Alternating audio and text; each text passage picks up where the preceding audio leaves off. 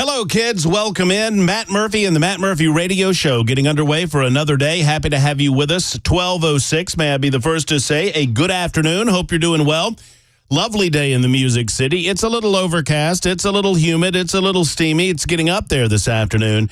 We'll keep you alert to what weather situation you might need to know about later on, as there are some possibilities of thunderstorms. I guess there are later on this afternoon. We'll catch you up to date with the weather forecast coming up in just a little bit. It is Friday, May 24, 2024. Happy to have you with us on Super Talk 99.7 WTN. Lots to get into today. First Amendment Freestyle Friday, obviously, first and foremost, your opportunity to speak truth to power. 615-737-9986. 615-737-WWTN. That is our telephone number. It's also the membersnutrition.com super text line. You dial us up, you text us up, and we will present said same on the radio without hesitation, especially on these Fridays. It's episode 578 of our proceedings today. It's episode number 578. It is also LFT 83. LFT 83, baby. That's locks for Trump. My commitment to Donald Trump is so strong that I have decided not to cut my hair until he is the president-elect of the United States of America, or until we have a different president-elect of the United States of America.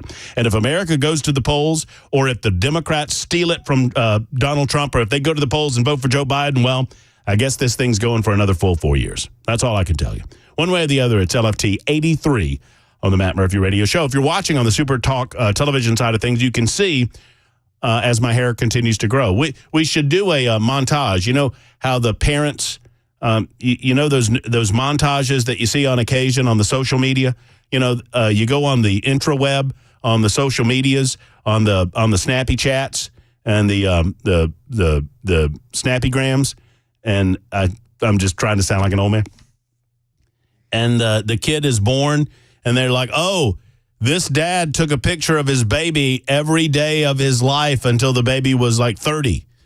And then it's like a montage of 5 minutes of photos of the kid growing up and whatever. And I don't even know this person. And I'm wasting 5 minutes of my life watching this person grow up before my very eyes. We should do that with my hair. You know, you could take a still shot of every Super Talk television episode over the last 83 days and then continue to add to them over the course. No? Is this a good idea, Jeff, or not? I like it. I like it. It's just like at one point, it's just got to go down your shoulders, and you got to do a hair flip at the end of it. You got to take it to the next level. You see it up in a little man bun. No, you got to bring it all the way down. You got to bring it down. No, I'm saying, I get what you're saying. You see the growth, it's growing, but then one day, boop. Oh, just put it all the way up, all on the top. Yeah. I think Jeff's just being nice to me because he's the new guy. Jeff's running the controls today, everybody. I don't know what's going to happen. I hope he does. So why not call Jeff up and congratulate him on this incredible honor? Absolutely. It is an honor. After yesterday, you're probably a little afraid. I don't blame you if that's the case. Yeah, I lost a couple years of my life yesterday, but I'm back. I'm back feeling better. I'll tell you this, Jeff. I talk on the radio. Sometimes I yell on the radio, but they always deserve it. They always deserve it. And yesterday was no exception. Got to write that on, we got to take a picture of you black and white with that on the bottom. They always deserve it. Oh, yeah. And then, throw that out there on the social media platforms. You kids these days, you know how that goes. Put it on the TikTok.com. On the TikTok. See, there you go. I like that. The TikTok.com. The Insta. Yeah. Anyway. So I want to talk about that here in just a minute. I want to remind you that today is also Friday. Starting at 1 o'clock this afternoon, we'll have our good friend, legal correspondent, Tennessee man, and my life consultant and gambling buddy, Jay StClair, on the air with us. And he is answering your legal questions. Any legal question you have, get them up. And on the membersnutrition.com super text line, 615-737-9986. Each of those questions that come in, I put them in a special category, a special folder, and then we break out that folder about an hour from now during Friday. I mentioned Super Talk Television. That is brought to you in part by our friends at U.S. Pest. Thank you to U.S. Pest, to J.K., Erica, and the rest of the team. We appreciate everything that they do, to include offering this ugly face on your television screen, YouTube, Facebook, Twitter, Twitch. Also, F&M Bank chat line is up and running in that regard, and you can chat on there at your leisure. All right, I got that out of the way. So let's get into this. Yesterday on the show, you long-term or long-time listeners know that sometimes I go off. There is a theme to me losing my temper, and it is typically a politician being dishonest. I can't remember the last time I lost my temper with someone on air that was not A, an elected official, that was B, in my estimation, lying to the people that they represent. Now, I don't know Kerry Roberts. Senator Roberts was on our show yesterday. If you did not hear the show and how it devolved into what was admittedly a yelling match, you can listen on 997WTN.com. It's up on the podcast right now. I do recognize that my bulldog approach makes some people uncomfortable. I recognize that my bulldog approach for some is off-putting. But I do not and will not apologize one bit for it. Not for holding Kerry Roberts' feet to the fire and holding him accountable for his own words and actions, nor for holding any other politician accountable. Now, I am always willing to learn how to do my job better. After 25 years, I'm still learning. And I understand and admit that I allow these people to get under my skin. I am consistently amazed that people that are willing to lie to the constituents that they serve are reelected. But it does happen. Over and over and over again it happens. Now, that is not to say that I'm calling Kerry Roberts a liar. I'm not. I take that very seriously. And I don't have the necessary information in order to do so. But I will stand by this. If you listened to the interview yesterday, I gave him every opportunity to answer questions in a way that made sense, and I couldn't make any sense of it. He claims to be in favor of strengthening our laws against illegal alien activity in the state of Tennessee, yet he voted against it. Why did you vote against it? Well, the language was wrong. Why didn't you change the language? That's not my job. What? What do you mean that's not your job? Well, that's not my job. That's the bill's sponsor's job. And it becomes this ridiculous political circular argument that is chock full of squishiness and excuse-making and very little answers.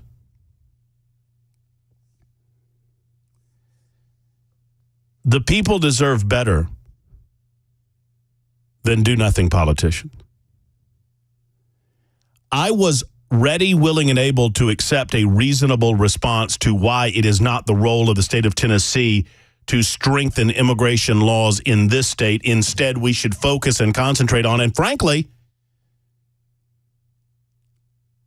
I would lean taking this approach over the other approach to begin with, that perhaps our resources and our efforts are better suited to pointing our focus at the federal government when it comes to illegal immigration rather than the state. And so I was ready to hear a reasonable answer as to why this is not the role of the state. And I didn't hear any of that. I heard a lot of excuse making. That's what I heard. And for many of you offering your support of our conversation yesterday and holding politicians' feet to the fire, thank you for that. For those of you who were upset by it, all I can tell you is this. I'll never stop. I look at it as a part of our responsibility here on Super Talk 99.7 WTN. Maybe others see things differently. I look at us as the electronic public square. I look at us as a way for you to get more direct access to the political figures in our lives that claim that they are in the job to serve us, the people. I just want to speak truth to power and serve as an agent of yours. As off-putting as my approach to all of this might be when I'm on a different side of an issue than you are, I promise you, you want me to be your bulldog when it comes time where our views line up and we're addressing an issue that we believe in similarly. 615-737-9986. I say all that to say this. Listen to the interview yourself and tell me if the excuse making made any sense to you. It did not to me, and it still doesn't to me. And if you missed all of this, just to back up a little bit, what we're dealing with a law that was proposed, or a bill that was proposed last year, that would have strengthened a law that's already on the books that makes it impermissible to transport illegal aliens into the state of Tennessee. This would have increased the fineage from $1,000 to $5,000. It also would have removed an exemption for commercial carriers. In other words, it would have brought in businesses and made those businesses potentially liable for bringing in illegal alien labor. And there has been and is, by me, a suggestion that some Republicans in this state are loath or hesitant to vote on this legislation because they've got buddies in industries that rely on illegal alien labor. And they don't want to make it impermissible for them to continue to bring in that illegal alien labor from other parts of the country and other parts of the world so as to benefit from it from a business standpoint. Does that make sense to everyone? And I would suggest to you that that's part of the reason that we have not done any level of strengthening of these laws. The Chamber of Commerce wing of the Republican Party doesn't want to see a change on the front of it. If the Chamber of Commerce was willing to give up the amount of money that they benefit with regard to illegal alien labor, let me tell you, if every Republican wanted to deal with the southern border, I think we would deal with the southern border. But sadly, there is a contingent of those that would describe themselves as conservatives that have no interest in doing so because their monetary or financial interest is served with illegal alien labor. And the negative consequences be damned. You know, so they kill a few people on the highways, and so we get more fentanyl in here, and 50 or 60 or 70,000 people overdose on fentanyl, and, you know, so there's drunk driving arrest, and, oh, you know, maybe there's an occasional rapist or murderer among them. And sure, Chinese nationals are taking advantage of it. I mean, that's another example. I was thinking about this last night. Regardless of what you think about labor shortages and the ability for Mexican labor to move across the border and serve as labor for our businesses here in the United States of America, whatever you think about that, given the nature of the southern border today, is there any rational person listening to me, whatever your political stripe might be, liberal, conservative, Democrat, right, whatever it is, all of us agree, right, that the Chinese and other foreign governments that want to do harm to the United States of America are taking advantage of this situation? I saw a report on Fox News last night, and this is what got me thinking along these lines, where the reporter, and I forget his name, it's not Jamie Raskin. What is it, Jamie Raskin? That sounds wrong. It's a Fox News reporter that's on the scene and has been down at the southern border for quite some time. One of you members, nutrition.com super texters, will help me out. And he's walking the line asking them, where are you from? Where are you coming from? Where are you coming from? And they're answering him. Do you know that there's like 4 or 5 of them that said China? China? What do you mean China? Does anyone believe? Do you live in such a naive fantasy land that you don't think that the Chinese people, the Chinese government, are using their people to take advantage of the situation happening at the southern border? There are sleeper cells in the United States of America right now.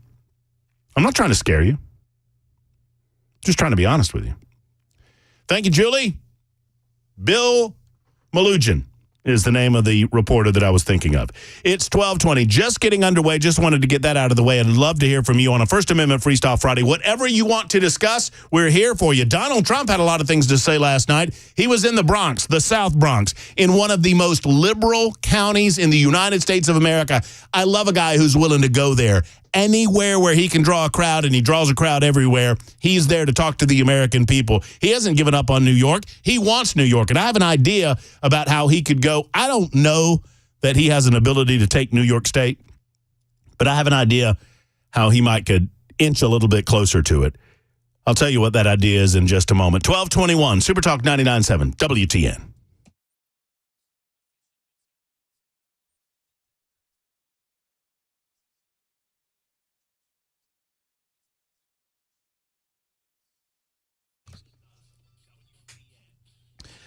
You know, it's hot out, and it can be hard to find someone you can trust in the AC game, but I have found that person. It's Jeff Eddy and Efficient Heating and Cooling. Jeff Eddy and Efficient Heating and Cooling want to be your first stop when it comes to repairing your AC. But if you've been told something about your AC system and you don't know if it's true or not, Jeff Eddy is a great resource as a second opinion as well. If you need that second opinion, or if you've noticed something's going wrong with the AC unit and you don't know what it is, call Jeff Eddy if the AC is not ready at Efficient Heating and Cooling. Allow him to come out. You know, for a maintenance call, it's never over $125. It's a commitment that he's been making for a long time to you, no matter how many units you have. Now, oftentimes it's a lot less than that. Jeff Eddy can help resolve the situation that you have with that AC. Now, at some point, the AC is going to go out, and when that happens, Efficient offers a free financing opportunity on your next unit. Plus, they're a diamond contractor with Mitsubishi Electric and an Elite Pro partner with Rheem. That's what it's all about, friends. Call Efficient Heating and Cooling. 615-784-4424, 784-4424, or efficienthvac.net. That's efficienthvac.net. The guaranteed offer is the easiest way to sell your home. It's really simple. We bring you an all-cash offer. You close in as little as 21 days. No home inspections, no lockboxes, no open houses. Go to markspain.com to get a guaranteed offer and start packing.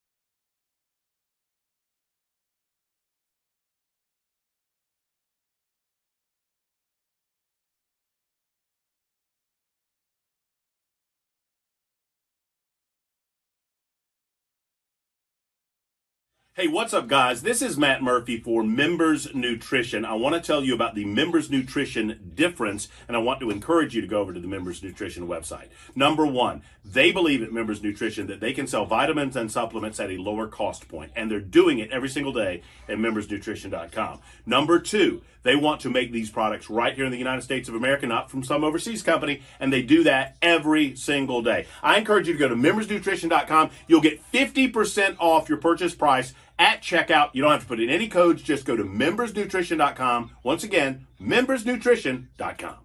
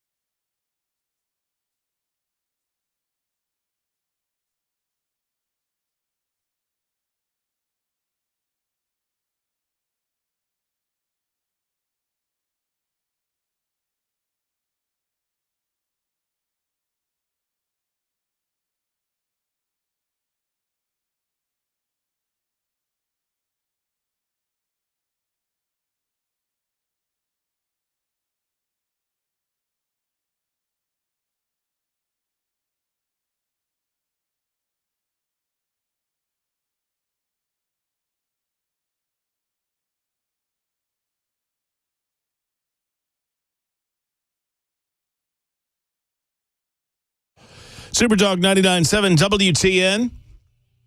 Hello, friends. 12:25, almost 12:26. Glad to have you with us. This First Amendment Freestyle Friday. Open phone lines for you, 615-737-9986.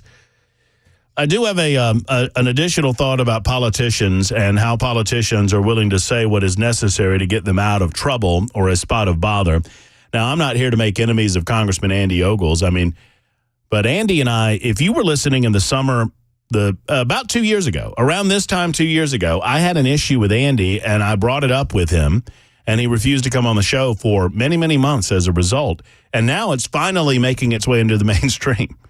And it was all about campaign finances. I'll tell you about that in a moment. Now, once again, I'm not casting aspersions at the man himself. I'm just saying that these are the types of things that are off-putting to the American people and the people of the state of Tennessee when it comes to our politicians.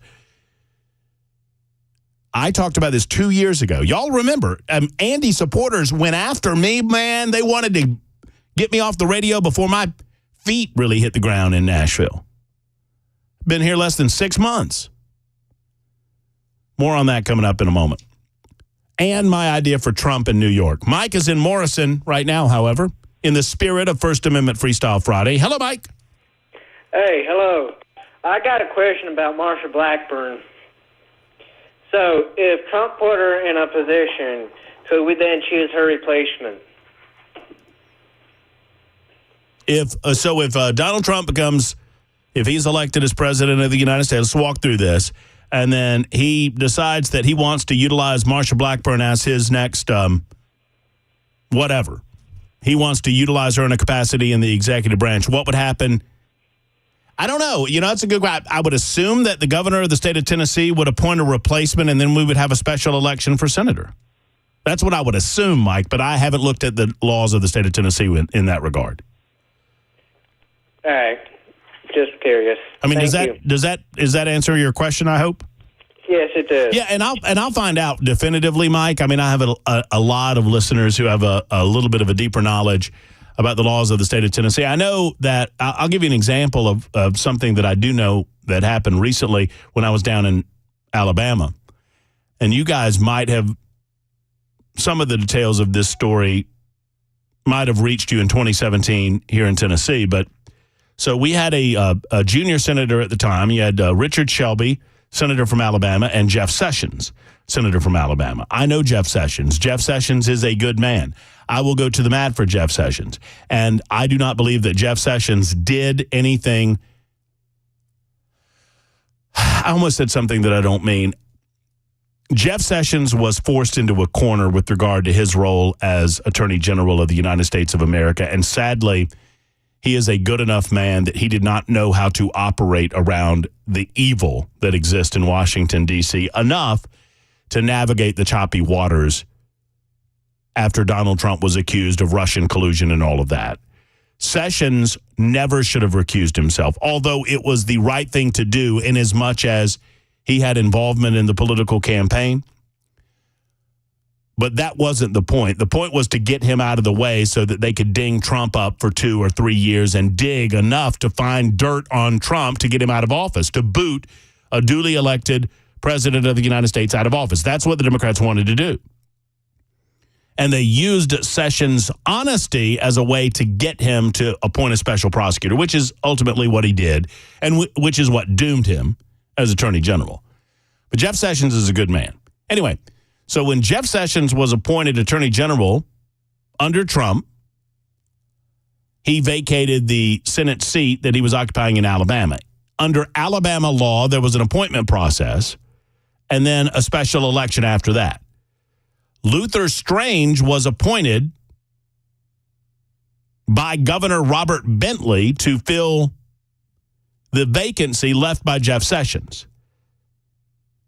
That looked shady for a lot of reasons in Alabama, and I won't go into the deep dive on this, but Robert Bentley was under investigation. Luther was, I think he was AG at the time. I think I have that right. And so ultimately, he was appointed as U.S. Senator, and it was suggested that Bentley did it to get him off the back of the Bentley people. Bentley eventually resigned because he had a political scandal involving his chief of staff and sexual relations in the Capitol building. But that notwithstanding, Governor Kay Ivey then subsequently became from lieutenant governor to governor. She's still governor of the state of Alabama.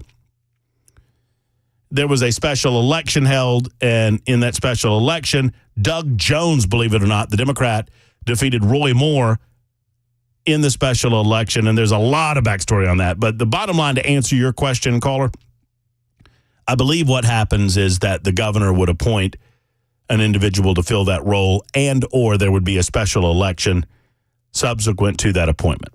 But I'll find out during the break. It's 12:31, Super Talk 99.7 WTN.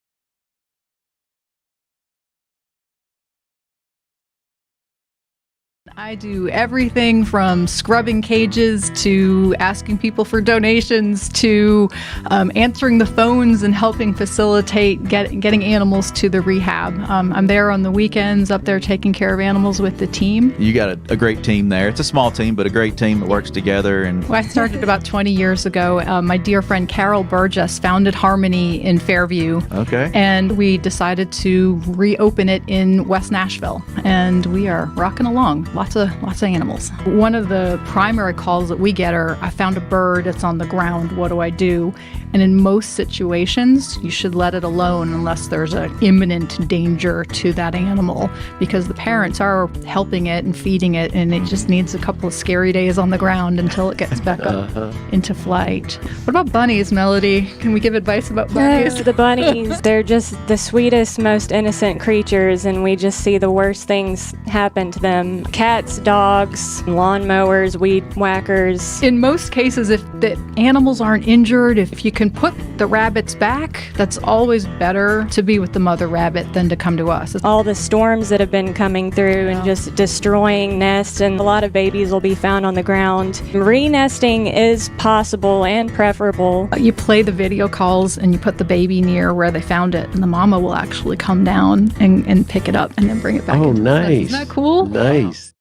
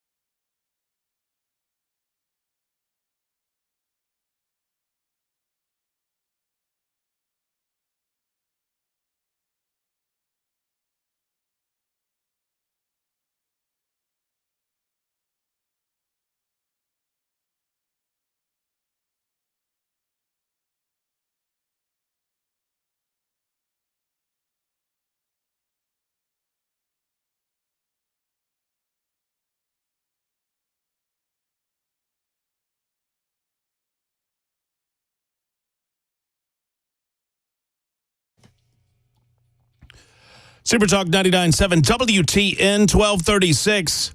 Welcome back as the Matt Murphy Show continues. Happy to have you with us. A lot of you already beginning the Memorial Day holiday. You know, outside of Good Friday, which I don't think Good Friday is an official holiday. Many people take Good Friday as a day to honor their faith and their Savior. But I would say Memorial Day is our most somber of holidays. Veterans Day is set aside on the 11th day of the 11th month to commemorate all that have given sacrifice in service to our country. Memorial Day is specifically set aside to honor and mourn those who gave the ultimate sacrifice to the United States of America. For those who don't know, since 1971, it has been observed on the last Monday in May. From 1968 to 1970, it was observed on May 30th, and they moved it to a Monday commemoration because that's easier, 3-day weekend and that sort of thing. Every year I honor those who have served and who have fallen by talking about it. It is on my heart to do so again this year. And I'm curious how many of you, as we did last year, I talked about a visit that I made. I've been to Arlington National Cemetery on a number of different occasions. I have been to a number of national cemeteries that exist all across the country, giving our military men and women in various parts of the country an opportunity to be interred in a national cemetery of note nearer their family members or nearer their places of residence, their hometowns and whatnot. I was recently over in, when I took my trip, my niece graduated college in Statesboro, Georgia, and in taking that trip, we visited Andersonville, which is where the prisoner of war camp was set up during the Civil War. It was a Confederate camp designed to house Union soldiers, and it has now become an active national cemetery in the United States of America. And there are still people buried there today, obviously, being a national cemetery.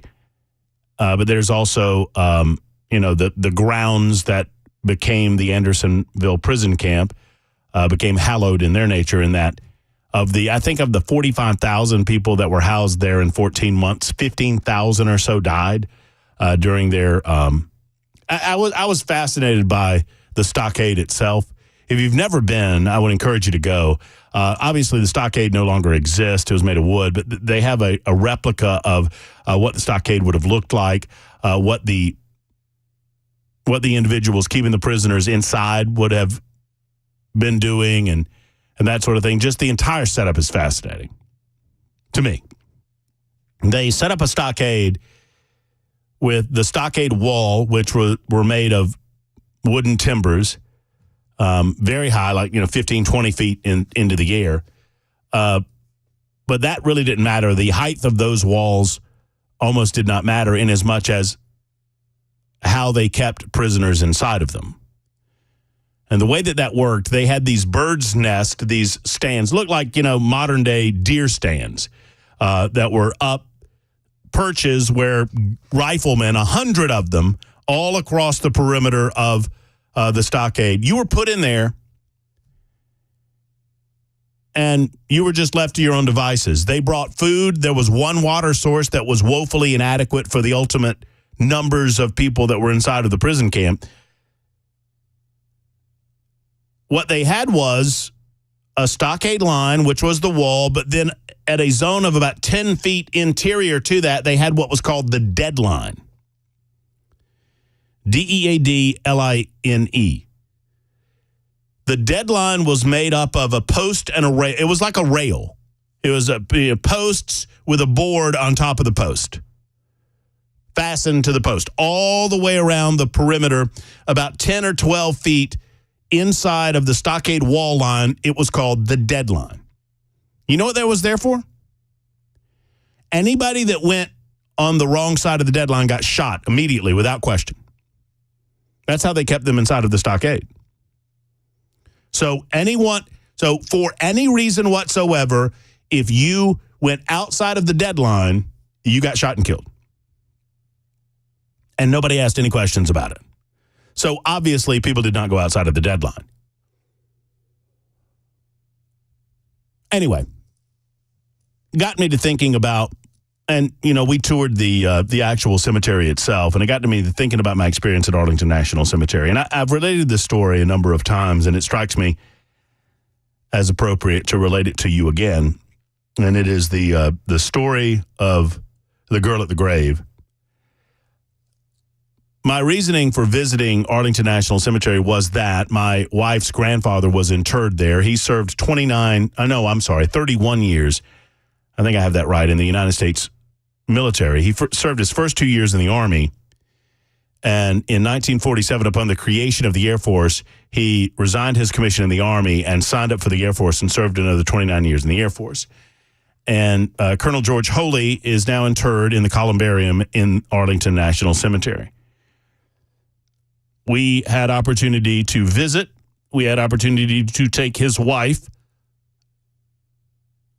Natalie, to visit her husband upon his interment there after he passed away in 2008. She ultimately passed away in 2011, and then she was interred there as well. And we've made many visits. I remember my first visit was with Natalie, and because she was with us and was a widow to the interred, we had access to the property. Most people cannot drive on the property. You can't just drive onto Arlington National Cemetery. You have to walk in, and there's parking available for folks who drive up.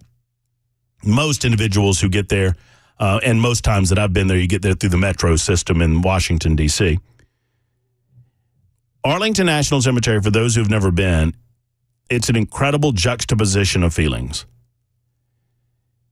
It is a beautiful piece of property. It is highlighted by this gorgeous antebellum home that was owned by Robert E. Lee. Obviously, Lee owned the property surrounding the home, and it was named Arlington by Robert E. Lee. Robert E. Lee, as a testimony to how frustrating Lee was as a commanding Confederate general, the Union seized his property in the surrounding areas to create a national cemetery, in part to force Lee to face the death that had come to the United States of America as a result of the American Civil War. You walk around the property, you see this beautiful antebellum home, you see these beautiful trees, you see these flowing hills and valleys, and it is some of the most gorgeous scenic beauty that you've ever seen in your life. You have this beautiful look over the Potomac River to Washington, D.C. itself, our nation's capital, the symbol of freedom and liberty around the world. And in the midst of all of that, in all of that beautiful scenic beauty, in all of the natural curves of the earth, the natural green space, everywhere you look, you see sacrifice in the form of death. Everywhere. Everywhere. It's difficult to describe for those who've never been to Arlington National Cemetery the emotional impact that it will create in you. As I'm looking across a sea of sacrifice, I hear laughter in the background. The laughter of young children on a school trip. They're getting ready to visit the Eternal Flame where John F. Kennedy is interred in Arlington National Cemetery. You hear that laughter, you hear that joy and that spirit in a child's heart. And all I can hope for is a country that is willing to explain to them at some point in their lives how and why they have the opportunity to experience the freedoms that they do. And it's all because of those graves. Every bit of it. It's because of the sacrifice made by the people that don the uniform and protect the interest of this country and the vision of the country as it was created by our founding fathers. On the second and subsequent visits, well, the first visit it culminated in a very emotional moment for me. I tried to get Natalie, she was up in years and couldn't walk very far, and I tried to get her as close to the columbarium where her husband had been interred as possible.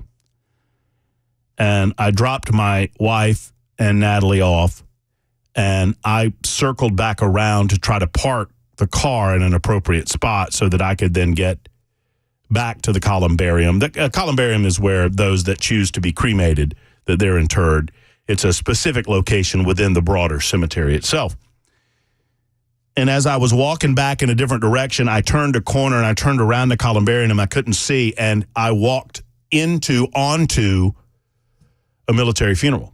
Now, obviously, it was some 100 or so feet away, but as I turned the corner, I realized, there's a military funeral going on as I speak, or as I stand here, and I stopped, obviously, what I was doing, and they were getting to the part of the ceremony where they gave a 21-gun salute, a 7-gun, 3-volley salute, and they played taps, and it was one of the more emotional experiences of my life. Several years later, after Natalie had been interred, I'd made a promise that I was in Washington by myself, and I'd made a promise to my wife that I would go and I would take a photograph of the new plaque that was over the gravesite of George and Natalie Holy, Colonel Holy, and his wife, eternally interred in one of the columbariums there. And as I was walking, if you walk in, it's a huge place, and there are these huge blocks of nothing but graves, grave after grave after grave, and the symmetry, the ability that the military has and that the architects of the grounds have to create this incredible geometric symmetry amongst the natural beauty of the trees and the rolling hills and valleys is amazing in and of itself. And so I metroed in and I walked to the columbarium, and I knew that it was going to be a long walk, a mile or thereabouts, back and forth. And I'm walking along, and I see her long before I recognize what's going on. In the distance, in the middle of a field, in the middle of all of the graves that are symmetrically lined up row by row by row, I see a woman that I call the girl at the grave. And she is sitting on a flannel blanket in front of a grave. She may have been 30 years old. I doubt that she was much beyond it. As I walked closer and I got to a distance of about 75 feet or so, it was clear to me that she was at the grave of her husband. She was not crying. She was not emoting in any way. She was just sitting quietly in front of the grave. One grave, one singular grave, in a sea of thousands of others. Almost 350,000, to be precise. I continued walking, obviously. I'm not going to disturb her. And for about another 20 or 30 minutes, I walked to the columbarium, and you go over a hill, and you go this way and that way, and you walk through the various blocks and the various portions of the cemetery until you get to that point. And I stayed at that point for a little bit of time, and I took a number of pictures, and I paid my respects to George and Natalie, and then I turned around to walk back to the Metro, to walk back to the interest of Arlington National Cemetery. And I had put the girl at the grave out of my mind. And as I was walking back, I saw her again. And as I was walking, I noticed that she had not changed positions and that she was still sitting at the grave of her husband. And it occurred to me And it's difficult for me to relate this emotional weight that fell upon my shoulders. It occurred to me that I will leave the cemetery, that I will leave those graves, that I will go on to the metro and go back to my hotel room, and I'll have dinner that night, and I'll celebrate whatever it is I'm celebrating with family and friends, and I will go on with my life. And I will enjoy the freedom and the liberty that we hold so dear in our United States of America. And all the while I do that, there she is, sitting at the grave, never being able to hug her loved one again,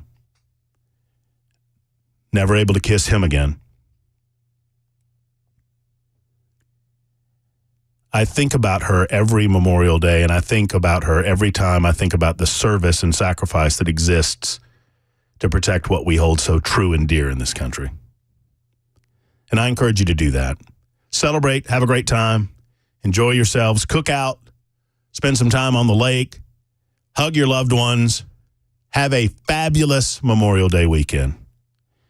Never, ever forget the girl at the grave, because that's what it's all about. Back in a moment.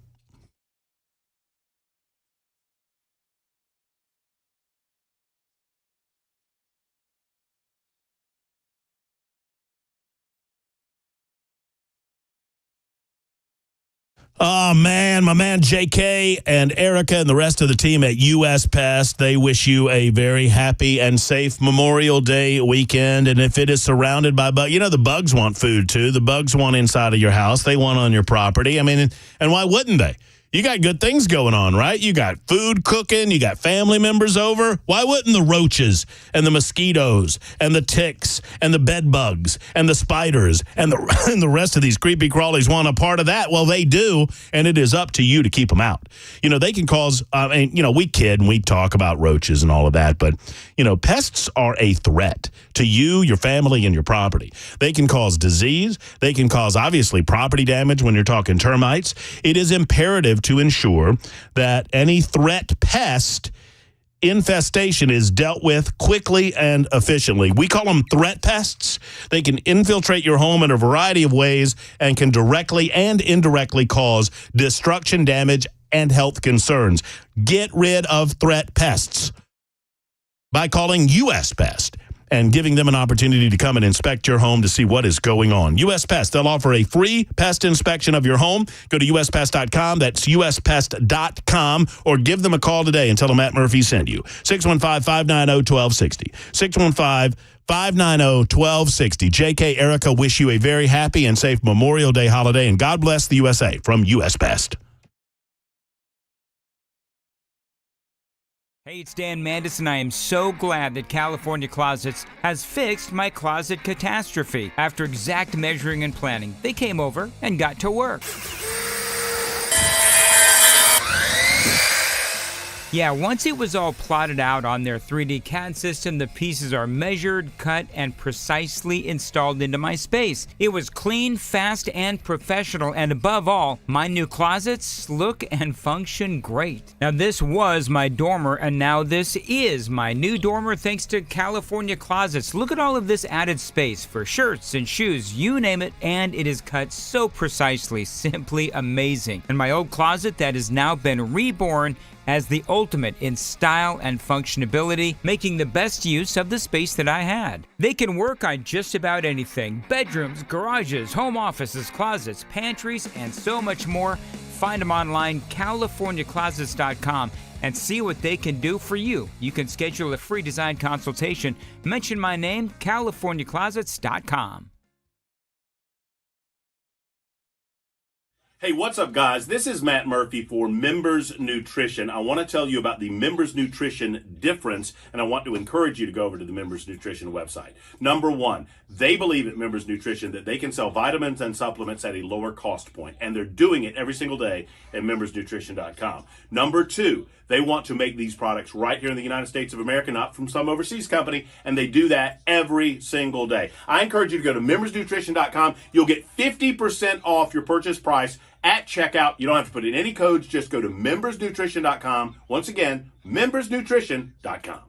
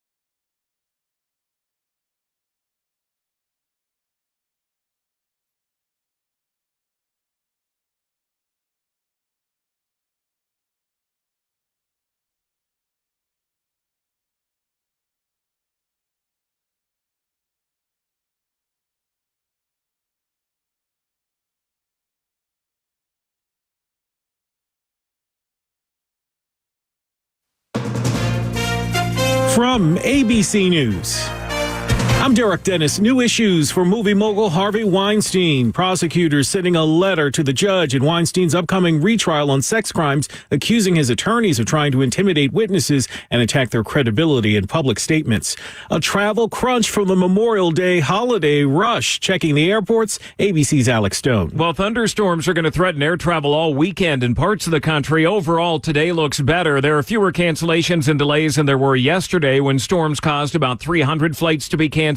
The TSA says Thursday was the second busiest day ever at airport security checkpoints, and today could break the all-time record. 3.5 million travelers are flying for the holiday, the most in almost 20 years. 44 million travelers driving 50 miles or more this holiday weekend.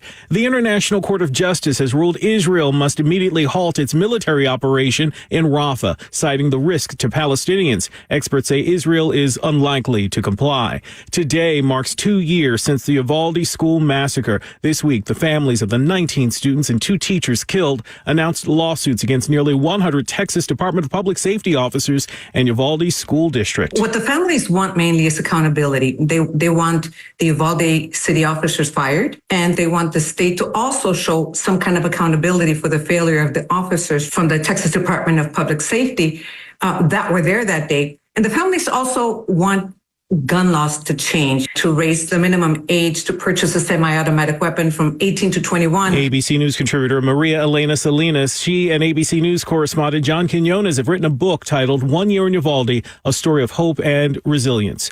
Abortion pills in Louisiana could soon be a crime without a prescription. Lawmakers passing a bill that could make Louisiana the first state in the nation to criminalize having the pills without a doctor's note. The governor is expected to sign off. This is ABC News.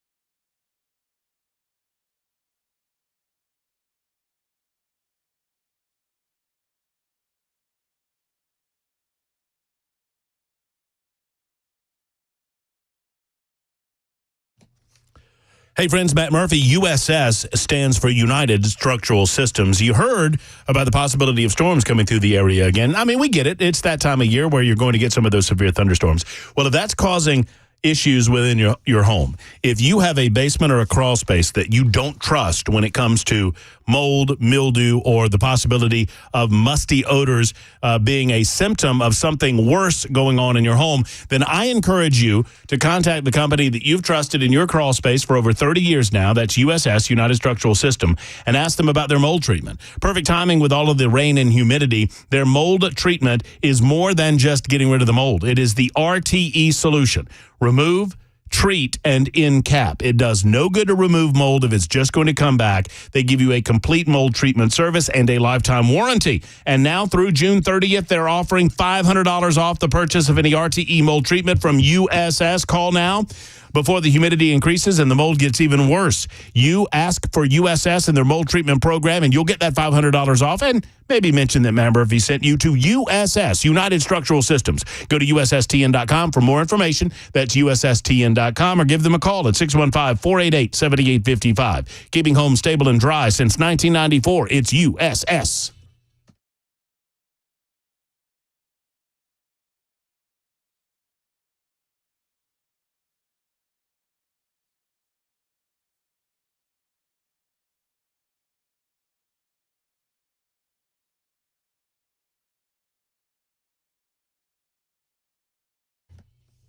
All right, kids, here we are. Here we go. 105. May I wish you a good afternoon. Thank you for being around the Matt Murphy Radio Show. We've got 2 more hours to go before we call it a weekend, a Memorial Day weekend. We're not here on Monday. Many of you commemorating Memorial Day by taking the day as well. Hope you spend a safe and happy Memorial Day weekend with family and friends. We're back Tuesday afternoon at high noon, 12 o'clock. But we've got plenty to go between now and then. Lots to get into, lots to do. 615-737-9986 is our telephone number. If you'd like to be a part of the show, you're always invited. Donald Trump was a part of a big rally over the or last night. I almost said over the weekend. Last night, he was a part of a big rally that had a lot of liberals scratching their head as to how he can get 25,000 people in one of the most blue counties in America, the South Bronx.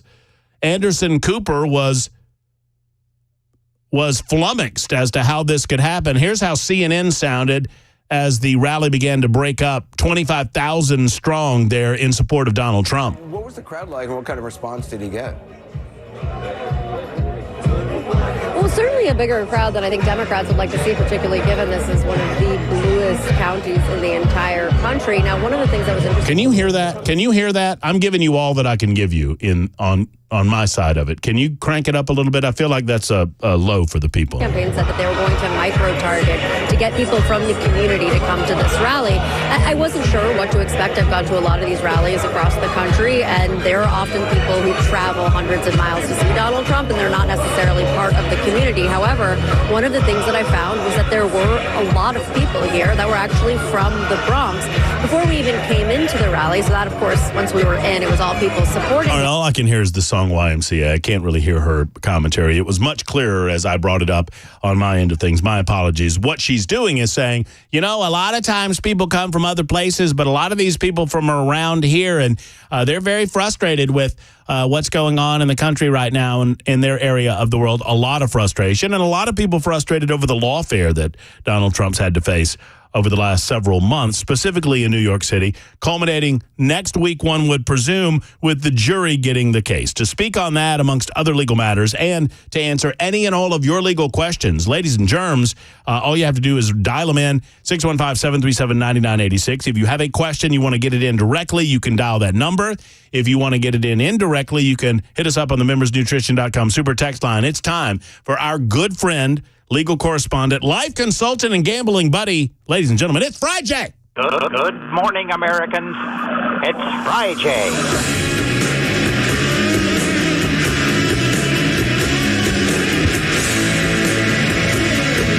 That is right. It is time. He is here. The man with the plan. We'll find out how Dawsonville GA went last weekend as well. Also get his picks for the Indy 500. You never know. We might talk a little racing today as we welcome our good friend of the show, Jay StClair. Jay, as I am apt to do during these conversations together, I have a question for you to begin. You ready? Okay. Yes, sir. How you doing, Jay? I thought you might ask me that, man. I've got a really good life, right? And so it's hard to beat what I got, but I've thought about this a lot, man, and I really want to say if I were any better, I would be Ricky Stenhouse Jr., who had a really good day last Sunday. But I can't do that. I got to go with Kyle Larson running his first Indianapolis 500. This is just going to be a great, racing fans. This is the weekend. This is it. For those unfamiliar, Kyle Larson, obviously a superstar in NASCAR circles, is attempting the double. I guess that's what they call it, the double on Memorial Day weekend. Explain to people what the double is, Jay. Well, so there's the three, maybe the biggest races in the world happening on Sunday. Early in the morning will be the Grand Prix, I think I pronounced that right, of Monaco. Where the Formula One cars will race on these streets in Monaco. Mm-hmm. It's just crazy. And so that begins today. And then about 11 o'clock Central Time, they will throw the green flag for the Indianapolis 500. And everybody knows what that is. And then about, 5, 6 o'clock in the evening, they will throw the green flag for the, I guess it's called the World 600, maybe the Coke 600. Anyway, a 600-mile race in Charlotte, a NASCAR race. So racing all day long, and if somebody is really cool, really good, really rich, they can run both the Indianapolis 500 and the Charlotte 600, and that's what Kyle Larson's going to do Sunday. Well, and I guess he's the first one to attempt this. I know Tony Stewart did Kyle Busch ever try to do this? I don't know if Kyle did, but his brother Kurt did. That's right. That's what I'm thinking. The first actually was John Andretti, Mario's nephew, and there's been a couple of other ones. I read something recently that was really fascinating. It doesn't quite count the same, but you'll love this. Bobby Allison raced in the Indianapolis 500, got in his own airplane, flew to Nashville, and that afternoon ran the Music City 420. That's pretty good. Isn't that cool? That's pretty cool. Well, and I love that Kyle qualified 5th for the Indy 500, didn't he? Oh, yeah. Well, Penske's got the top 3. They're going to be tough to beat, but no, it's going to be great. I think they. I need to look this up, Jay, because I know that there are trackers that have kept track on the individuals that have, there's the amount of laps that they complete versus the position that they finish in. And I don't know what the highest, because I think the idea is that you take the finish in the Indy 500 and add it to the finish of the Coca-Cola 600, and then you come up with that number, right? And we want Kyle to beat whatever number is currently on top of that. No, I like that. And I may be wrong about this, but I think Tony Stewart either finished the most laps, both races combined, or had the best combined finish. I think it was Tony Stewart. Well, one way or the other, it's a big racing weekend for those of us who like open wheel and motorsports. How was your weekend last week? You have fun? No, it was great. It was fun. It's a beautiful little track up in North Georgia, and about 10 miles outside of Dawsonville. We had some car issues. The car was too loud, man. They monitor noise at racetracks, and there was something about the weather that weekend that was odd. So we got black flagged for that and had a few other issues. But, nobody hit anything, at least not on our team. And there was a Corvette there Friday. It was open practice. He ended up 30 feet up in the Georgia pine. Whoa. Man. Yeah. Uh-huh. Yeah, that's not good. No, it wasn't good. So it is fun. I love it. I'm with a great group of guys. And, it's guys need good guy friends. And so that's what this is kind of. It's kind of like the golf group we had, right, when you were down here. And so it's fun. I went very fast. It's a totally different experience driving a Miata than a Corvette. It's just, it's a lot less horsepower, but it's a lot less weight. Uh-huh. So I've got to get a little bit more seat time in this car to really get up to speed, but I'm having a blast. I love it. It's my passion. It's, that this is what I really love to do. Well, I enjoyed watching you from Race Monitor, Jay. I was enjoying checking out the I'm fascinated by this. It's the little things in life that keep me going, when I feel down about life and, You started the phrase, and I've taken it up on the show now, that the 21st century certainly hasn't turned out the way that we thought. Right. But little things like this Race Monitor. For those who don't know, there's an app called Race Monitor. You have to pay, $5 a month, or I don't even think it's that much. A year. Yeah, and it will monitor any race going on, road course, oval course, dirt track, paved track, motorcycle, or four wheels. Any racing competition, sanctioned competition that's going on in the world, you can monitor through Race Monitor. I mean, to the point that I was watching Jay as he was making laps north of Dawsonville, Georgia, on my phone. Right, 100 miles away. Now, this is exactly how I thought the 21st century would. That's right. This is how it was supposed to be. It's civilized, right? Oh, great. Oh, it's absolutely great. Any update, 1751, let's start off with a question from the Peanut Gallery, membersnutrition.com, super text line, 615-737-9986. Because obviously I've got a lot of questions about what has happened on the Trump trial. I don't know that we're going to get a lot of answers, but I'll ask the questions anyway. But any update on the non-compete agreements coming to an end? No, there's no update. It's a rule coming out of, I think, the Federal Trade Commission. There's challenges that have been filed in court about it. So nothing has changed as we sit here today, Matt. That rule is still set to go into effect sometime later this year. I don't remember the exact date. But there'll be challenges in court, and so it's a little bit up in the air. But right now, it hadn't taken effect yet, but when it does take effect, I think in a few months, it not only will be illegal under this regulation to have non-competes going forward, but it also says that it voids any non-competes that are in place right now. So this is a big deal for people who live with those, and just stay tuned. It's in flux, I think, is the best way to say that. Well, we'll keep apprised, and I know that you will keep up on the situation, considering that is kind of right in Jay StClair's wheelhouse as an employment lawyer. Another thing that's going on, Matt, is they're increasing the salary which somebody must earn in order to be exempt from overtime. And that's going to be a pretty big change right now. Right now, I got to say, I think the current number's too low. If somebody is getting paid a salary of around $35,000 a year, they don't have to get paid overtime. And when I say that, I mean the time and a half for hours over 40. Well, that's just here in a month or two is going to be increased to like the lower 40s. And then next year, I think it goes up to like $55,000. So that could affect a lot of people. And there'll be challenges filed with that too. But I'll monitor that, and we'll mention that to you, when something of interest to your listeners, I think, happens. Jay, of interest to me, and I'm curious your thoughts on why these and I understand it is specific to the company, specific to the circumstances, and we're not in the room, so we don't know. But I'm curious your thoughts on what happened at Mercedes-Benz versus Amazon in Bessemer versus Volkswagen in Chattanooga. Now, for those that haven't been keeping up, Amazon was first, and some of the workers at Amazon organized, the union organized, and they wanted to have a vote to unionize that Bessemer Amazon plant.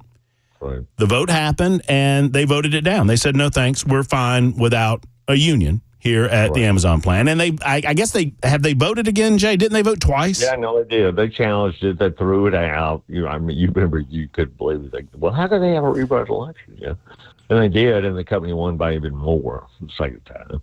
And I predict the same thing will happen to Mercedes. So they'll challenge it, and the current labor board will say no, they cheated, so you got to have a rerun election. And I bet you Mercedes wins by even more the second time. So, and you go right to the heart of the second situation. Mercedes-Benz workers, who knows how these things come up, but the union wanted a vote to unionize Mercedes-Benz. The employees voted, and they voted it down. No thanks. We're comfortable with the way things are right now. So I guess for those uninformed on these situations, it begs the question, Jay, why would an employee vote against a union coming in and taking over contract negotiations and representation and that sort of thing? Why would I, as a worker at Mercedes-Benz, say no thank you to the union? That's a very person-specific question, Matt, and a company-specific question. But I can tell you the kind of things that we will talk to people about when a union wants to get in. Do you want to be in control of your own relationship with your company, or do you want somebody else to be that? Do you want to be your own spokesman, or do you want somebody else to be your spokesman? Would you rather deal directly with the company or have somebody else doing that? Do you really want to go on strike? Mm-hmm. Is that really in the best interest of your family? If the union doesn't get what they want in bargaining, their only remedy is to go on strike. And is that really in your family's interest? So that's the kind of things we say. But here's what I say about it, Matt, in the 21st century. And full disclosure, my law firm advises companies on how to maintain a union-free status. That's what I do for a living. But I say this, man, any company that gets a union today richly deserves it. It's a self-inflicted wound. They just haven't treated people right. There was a survey done. It's now been decades ago, so maybe it needs to be updated, but we all still talk about it. What is Bell producing today? He is not. Bell is not back there. Jeff is back there. He's a newbie producing today. Jeff is with us. Hello, sir. A pleasure. Jeff, I have a question. Same here, my friend. I have a question for you. What is the number one reason people leave their job? Number one reason people leave their job. Money. That's a lot of people guess that, but that's actually the surveys say that's not correct. The number one reason people don't like their job and leave it is I hate my boss. Not the company. I hate my boss, the person that directly supervises me. And so we find that it's not really about money, man, at least not in the beginning. It's about people and how you treat them. And I'll give you a perfect example is Walmart. And we represent Walmart, full disclosure. You know, a lot of people, and if anybody listening has worked at Walmart, I would love to hear your experience. But Walmart does very well on employee satisfaction surveys, man. Employees actually like Walmart. And it's not for the pay, you know, and it's not necessarily for the benefit or the hours. But Walmart has figured out how to treat people right. And I can talk to you for hours about this, but it all comes down to a very simple rule. Treat people like you want to be treated. Yeah. It's just that simple, man. And Walmart's very good at communicating with their employees, letting them feel like they're involved, that they're part of the team, they know what's going on. And that's what people, if you treat people like that, then they say, no, I don't want a union. I want to be part of the team. Jay, hold your thought right there because I want to translate this into, if possible, what could have possibly gone wrong in Chattanooga at the Volkswagen plant. And I don't know that we have enough information to recognize that. And by saying what went wrong, I'm predicating that on the idea that Jay just presented, that if a unionization happens, that the employers have not, fully done their job to make their employees feel welcome and comfortable in their positions. Jay StClair is with us. Any of your legal questions? We'll get into the Trump trial as well. How in the world can a judge just send everybody home for 8 days because, Memorial Day is on the way? It's 122, Super Talk 99.7, WTN.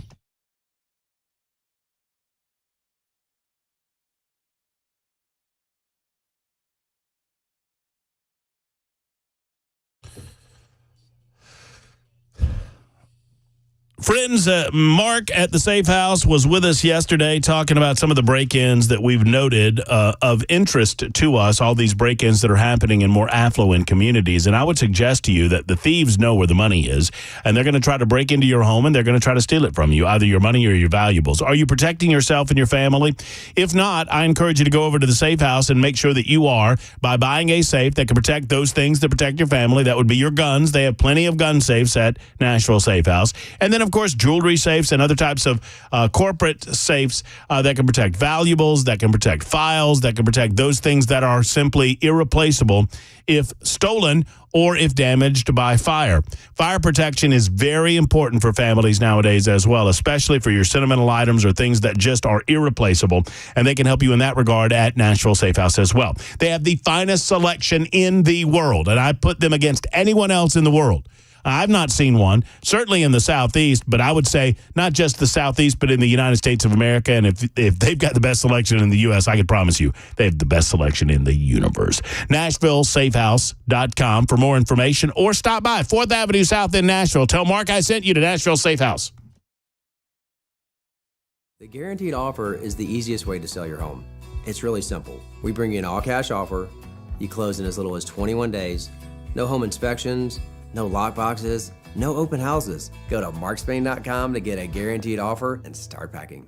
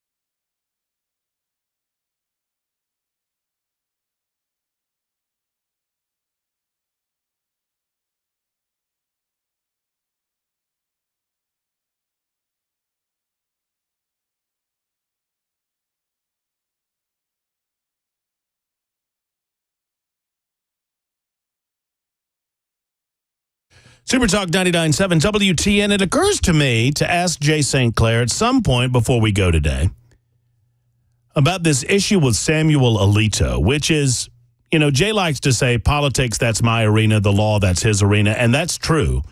And this is kind of where those two things intersect, because there are some liberals that are demanding that Samuel Alito recuse himself from all of these cases because his wife had the audacity to fly the American flag upside down. More on that coming up in just a moment. Jay, I have a very important question to ask you. Okay. Have you seen the video of Chase Elliott signing the baby? No. No. What he's doing us. It's on the Hendrix X machine Twitter feed. And then they titled it, "Why, yes, ma'am, I'd be happy to sign your baby." A woman brings up a baby and wants Chase to sign. Like, the baby's wearing a shirt, a little Elliott shirt, and wants him to sign the baby's shirt. And the baby keeps squirming. And Chase Elliott the man can drive a race car 200 miles an hour, but it's so obvious that he's so uncomfortable because he's afraid he's going to break the baby. It's funny. Have you seen the video of Kyle Larson milking a cow? Yeah, that's a little more awkward. Kyle Larson wanted no part of that cow, buddy. No. So it occurs, talking racing, it occurs to me that I didn't fully explore your thoughts on the fight that ensued after the All-Star race, where our good friend Dale Earnhardt Jr. suggested that we concrete up the tunnels of these racetracks and make these angry drivers that get booted out early in races sit around and stew on it. Because let me tell you something, there was no way that Ricky Stenhouse was not fighting Kyle Busch. Oh, no, absolutely. Yep, no, it's funny. Yeah. Here's what I have to say about it. I've been around a lot of those situations. Man, when you're racing, you will not believe the amount of adrenaline that's going on, man. I mean, it is adrenaline overload. And then when something bad happens, with a wreck, and you think that somebody else, particularly if you think somebody else did it on purpose, it just brings out all of the bad things in human nature. I mean, it just does. It's a powder keg. It's a wonder that you don't see more of it. Well, you do at short tracks, I guess. When you're getting paid millions of dollars to do it, maybe you can deal with it a little bit better. And plus, these guys, they race each other every week, right? And so they know each other, and they carry grudges, and it's kind of like baseball, right? I mean, you love these things where, like, a runner will be overly aggressive, going into second base, breaking up a double play, and then next time he comes up to bat, he hits the dirt. He's going to play a little chant music. Mm-hmm. And that's just, grown. I mean, we never really matured past 8th grade, man, truth be told. Well, and for those non-race fans, it was the All-Star race. Ricky Stenhouse Jr. and Kyle Busch got into it a little bit, and Ricky Stenhouse Jr. sat around for the entire race. Well, he couldn't go anywhere because he literally couldn't go anywhere. He couldn't cross the track while the race was going on because they didn't have any tunnels at North Wilkesboro. And he had to sit there and stew on it, and he addressed it, and he took care of his business.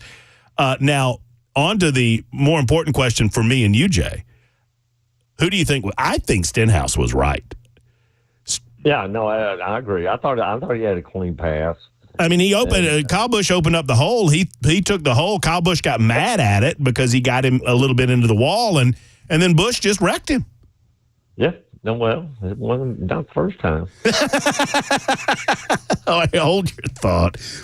We'll be back in a moment. A lot of legal questions for Jay StClair. Oh, I just hit the wrong button there. Let me do that. We'll put Jay on hold, and we'll be back in a moment. It's 1:32, Super Talk 99.7 WTN.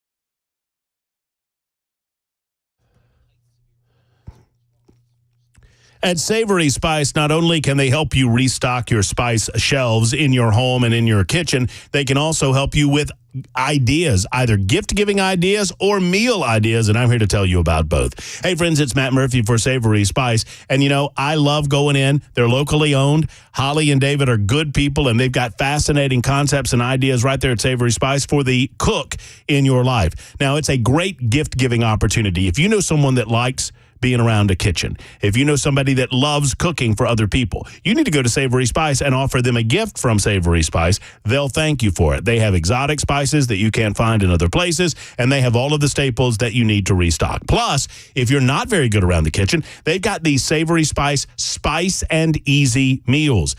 Everything you need to cook a meal is right there in the bag presented by Spice and Easy. And they'll tell you exactly what you need to buy at the grocery store, what amounts you need to buy at the grocery store, and then the directions will tell you exactly what you need to do to cook a delicious meal. Most times these are meals in under 45 minutes. That's what it is. Spice and Easy from Savory Spice. 2 locations to serve you: L&L Market on Charlotte Pike in Nashville or on the Square in Franklin. Tell them that Matt Murphy sent you to the locally owned, the one and only Savory Spice. I do everything from scrubbing cages to asking people for donations to answering the phones and helping facilitate getting animals to the rehab. I'm there on the weekends, up there taking care of animals with the team. You got a great team there. It's a small team, but a great team that works together. And I started about 20 years ago. My dear friend Carol Burgess founded Harmony in Fairview. Okay. And we decided to reopen it in West Nashville. And we are rocking along. Lots of animals. One of the primary calls that we get are, I found a bird, it's on the ground, what do I do? And in most situations, you should let it alone unless there's an imminent danger to that animal, because the parents are helping it and feeding it, and it just needs a couple of scary days on the ground until it gets back up into flight. What about bunnies, Melody? Can we give advice about bunnies? The bunnies, they're just the sweetest, most innocent creatures, and we just see the worst things happen to them. Cats, dogs, lawnmowers, weed whackers. In most cases, if the animals aren't injured, if you can put the rabbits back, that's always better to be with the mother rabbit than to come to us. All the storms that have been coming through and just destroying nests, and a lot of babies will be found on the ground. Re-nesting is possible and preferable. You play the video calls and you put the baby near where they found it, and the mama will actually come down and pick it up and then bring it back. Oh, nice. Isn't that cool? Nice.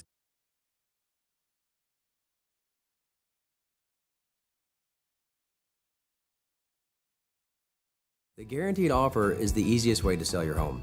It's really simple. We bring you an all-cash offer. You close in as little as 21 days. No home inspections, no lock boxes, no open houses. Go to markspain.com to get a guaranteed offer and start packing.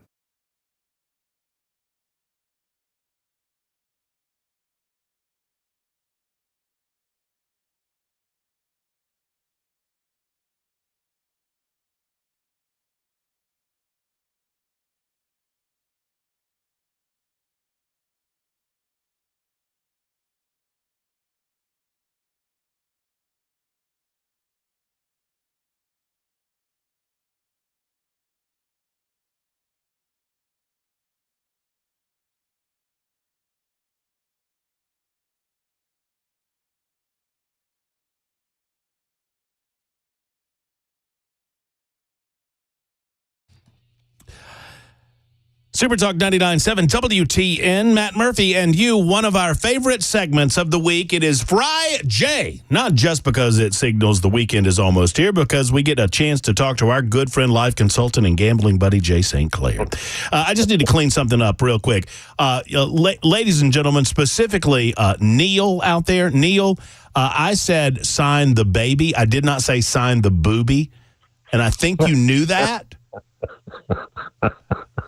But I mean, I'm here for the fans, so I've never understood autographs, but I'll sign anything anybody wants me to. I mean, there you go.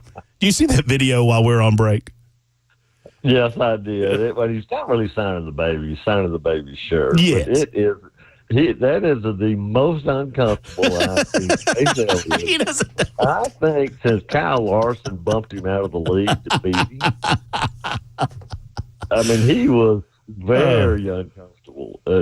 And remember what he said? I remember. Oh no, I can recall this. Do you? What was the question? I'll let you say the line that Chase said, but I think the question was, well, because these are teammates at Hendrick Motorsports, and his teammate knocked him out of the way to win the race, and they said, there's going to be bad blood in the garage. I can't imagine. And a reporter said, well, Chase, what do you have to say to Kyle Larson, who knocked you out of the way to get the lead? What do you have to say to him? Congratulations. He said, congratulations. That's all he said. Congratulations. And he didn't mean it. It was clear he didn't mean it. He was annoyed. He was annoyed. I've got the recording. Right? I've got the recording. Congratulations. You could tell that he was annoyed, but he also was mature enough to say, I'm not going to get sucked into this. Yep. Just going to No, he didn't go move on Ricky Stenhouse on him. No. Jay, is it unusual what happened? I mean, I know that everything about this case is unusual. Before we get to calls, this deal with Donald Trump, I mean, I don't know why this grated on me the way that it did, but the case ends up in the hand. I mean, essentially, we could have had this in the jury's hands, I think, by Wednesday or maybe yesterday at the latest. The prosecution and the defense are saying that it will take them in total less than a day to present their closing arguments. The judge has said that it would take him about an hour to charge the jury. Why in the world is he taking 8 days off?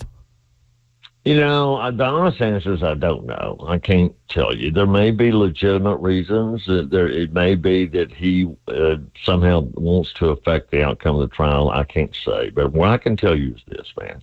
My favorite time for a jury to get a case where I'm defending is 1:27 p.m. on Friday afternoon. Mm-hmm. They are ready to go home. That is a recipe for a quick verdict, and quick verdicts are very good for the defense, both in civil cases and criminal cases. Every time I've had a jury get a case afternoon on Friday, I get a decision that day, and I win. And so I don't know if the judge was, trying to affect the outcome or not. But one possibility, I'm just going to give you possibilities because I don't know what the truth is. One possibility is he did not want to give the jury the case on Friday thinking that helped Trump. Mm-hmm. I mean, that's a possibility. I have no factual basis for saying that. It's possible. I think I told you, I was in a trial one time. It was a long trial, going to be a couple of weeks. We took off almost a week off in the middle of the trial. The judge just had a scheduling conflict that he just couldn't resolve. So it happens, and it happens for legitimate reasons. Why did it happen here? I just don't have a clue. I'll say this about it. The Trump team has not been saying a lot about it, has not been complaining about it. And goodness knows they've been complaining about a lot of things that have happened during this trial. Mm-hmm. So that tells me, frankly, that they don't have any evidence to suggest that it was done solely to affect the outcome of the case. Well, I don't have any evidence to suggest. You know what I'm saying? No, I do. I mean, I don't know. I don't know how much internally they're frustrated about it. I mean, there's not anything they can do about it. I guess it really doesn't matter necessarily what they say publicly, but I understand what you're saying, that you would think that you would hear a little more about it bubbling to the surface if their frustrations were there. Well, and if they had some, if they've been told why it was done, and it was just a totally bogus reason, I think they would have come out and said, this is why the judge is doing this, and this is crazy. Well, he said, I know he said that he doesn't like to split the closing arguments day to day. Yeah. So he wants to start fresh in the morning and get those out of the way in one day, in one fell swoop. And he doesn't want to split closing arguments between that and the charge, I guess. And then he said, and I can't guarantee that we'll get all of this done in time for the jury to duly deliberate before the Memorial Day break. And what he suggested, and you can take it for what it's worth, I don't believe it for a second. I think he's trying to put his thumb on the scale, but that's just me. But he said that he did not want the jury to begin deliberations and then leave for the Memorial Day holiday and then have to come back and continue deliberations. Okay. So, Okay. one way or the other. But I'd say this. Here's the big takeaway, and I think a lot of people are surprised by this, but this is how it is, man. A trial judge is an absolute dictator, man. He can do whatever he wants to during the course of the trial. You can appeal it afterwards, but your remedy is not right then and now. You got to take your whipping. And we've seen it in this trial, and we saw it in the civil trial. You can get it fixed on appeal a year or two later. But during the middle of the trial, the judge is the absolute dictator. He has 100% power. Well, and we saw that in this case this past week. I thought of you, Jay, when we have these conversations about black, white, and gray, where they were interviewing this Costello dude, Bob Costello, the attorney for Michael Cohen, and he was a defense witness. And during cross-examination, the prosecution brought up a document to him, and he responded about the document. And then under redirect, the defense brought the document up back again. And the prosecution objected to addressing the document, and the judge sustained the objection. And they're like, he brought it up during cross-ex, and the judge said, I don't care. So, objection sustained.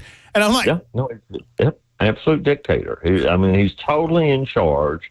There's nothing you can do about it. There's no instant appeal. Right. Whatever the judge says, that's the way it's going to be for this trial. You can fix it a year or so down. You can fix it after the election. Let's just be honest about what the way the calendar lines up here. But for now, you just got to take your whipping. Well, if I could be naive, I could be a Pollyanna here, but I think the whipping is going to come in the form of a hung jury because I don't think the prosecution's proved their case. But that remains to be seen. You've taught me over the last 20 years, do not think that you can anticipate what a jury will do because we're not there, and we're not there in deliberations. Man, silly me. I thought O.J. did it. I really thought he did it, man.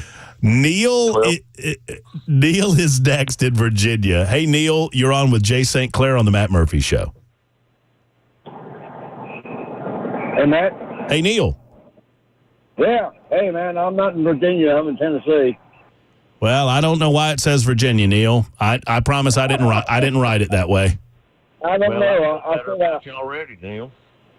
Well, no, I kind of said that I wanted to comment on something you said about in Virginia, Arlington, Virginia. I'm a U.S. service veteran. I ride with a crew called the Wolfpack here in Murfreesboro, Tennessee. And I have been to the Arlington Cemetery many times, mainly to visit my friends that have fallen in line of duty, and also to visit my uncle who is buried there. But I'm also a American Civil War reenactor, and I know quite a bit about the Arlington Cemetery. And I was very touched by what you said about visiting Arlington Cemetery. And when you said that woman that you saw knitting by a grave, it's very possible. I'm sorry, go ahead. No, I'm listening. Yes, sir. Okay. It's very possible there's many ghosts of Arlington that you may have seen Arlene Alexander bitten by her son's grave, who was killed with the 12th Virginia in the Battle of Spotsylvania, Virginia. But they're both buried next to each other in Arlington, Virginia. Wow. It is an incredible sight, Neil, and I encourage, and God bless you, and thank you for everything you've done for your country. I would encourage anybody that has the opportunity to go to Arlington. I hope I didn't cut Neil off too quickly, but I got to move fairly swiftly because Jay and I have talked about fighting and NASCAR and baby signing, and we got to get to some legal questions. Mike is next up with a conversation with Jay StClair. Mike, you have a question or a comment for Jay? Yes, sir. Jay, on the back of these dump trucks you see on the interstate, it has in wording, stay back 200 feet or 300 feet, blah, blah, blah. Right. Is that a legal thing? If a rock comes off the back of that dump truck and cracks my windshield, can I sue that dump truck? Yeah, well, absolutely, you can sue them. It takes two things to file a lawsuit. A crayon and $400. Exactly right. I love it. I don't love much in life more than I love the listeners quoting Jay to Jay. I do too. I absolutely love it. No, sorry, it's not legally binding. Right. But they put it there for a couple of reasons. One is they don't want people that get their windshields broken. And if they put it there, some people they may stay back even farther, or if they're like me, just don't even follow it. And then they do put it on there that if something does happen and the windshield gets cracked, they say, well, we told him to stay back 200 feet. But that does not change the negligence standard. The standard is that if you got something hanging off your car and you know it's hanging off your car and it falls off and it hits somebody behind it, you're liable for it. If you got a dump truck and it's full of rocks or whatever, there's the chance that something will come off that truck. You have a duty to exercise reasonable care to prevent anything from coming off that truck. And putting that sign on there does not change that legal duty one bit. Got it. I've always wanted to travel the interstate quite a bit, and you always see that. So I was just wondering your thoughts on that. I appreciate you. I thought the same thing. I've looked it up, and I know the answer I just gave you is 100% correct. It's a good idea on their part, and it's a good idea to don't follow dump trucks too closely. Yeah. I absolutely agree. Thanks, Mike, for the telephone call.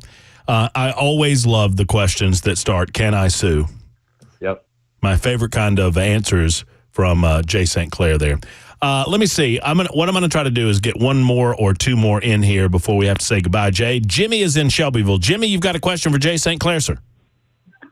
No, I just wanted to talk about drag racing. Well, Mr. Jimmy, hold on a second. I mean, we're in violation of the rules here, Jimmy. But I feel compelled to let you talk about drag racing if you want to talk about drag racing. I bet Jay doesn't mind talking about drag racing. I don't drag racing. Yeah, this is drag racing back in the 50s.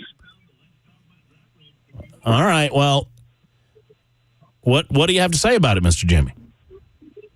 Nothing. That I used to drag race with my first car. My first car was a 1950 Roachback Chevrolet, and I bought a 3/4 cam and a 2-barrel carburetor from Sears, and I put them in that, and I won F stock. Did you say from Sears? Yeah, Sears used to sell auto parts. Oh, I remember the old catalogs back in the day, Mr. Jimmy.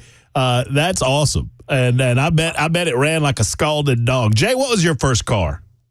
My first car was a 1964 Chevelle, piece of junk. It was a ridge running car. I bought it for $300, and I loved that car like my mother. Man, oh man! I bought my 1980 Chevrolet Monza for $400. My grandpa told me if I could raise the money to buy it, that he would pay to rebuild the engine and the transmission. And I spent the next 3 months trying to convince him because somebody told me it was possible, and it turns out it was. I spent put a V8 in it, and he wouldn't do it. I begged him, and I almost had him. And I'll never forget this, Jay. Jimmy Pilgrim of Pilgrim's Garage. He was talking to Jimmy Pilgrim about a used V8. And Jimmy said, well, what are you going to do with it? And I heard him talking. I'm standing there. I'm 15 years old. And he's like, well, he's talked me into dropping this V8 into this Monza. And Jimmy, I'll never forgive Jimmy Pilgrim. He said, Cecil, don't do that. It's a bad idea. Don't do it. He said, first off, you're probably going to be having to rebuild that rear end within a month because he's going to snatch the rear end out of it. And second, you don't want him going that fast in that month. And so we got the stupid 151 cubic inch stupid 4-cylinder. Thanks, Jimmy Pilgrim. That's funny.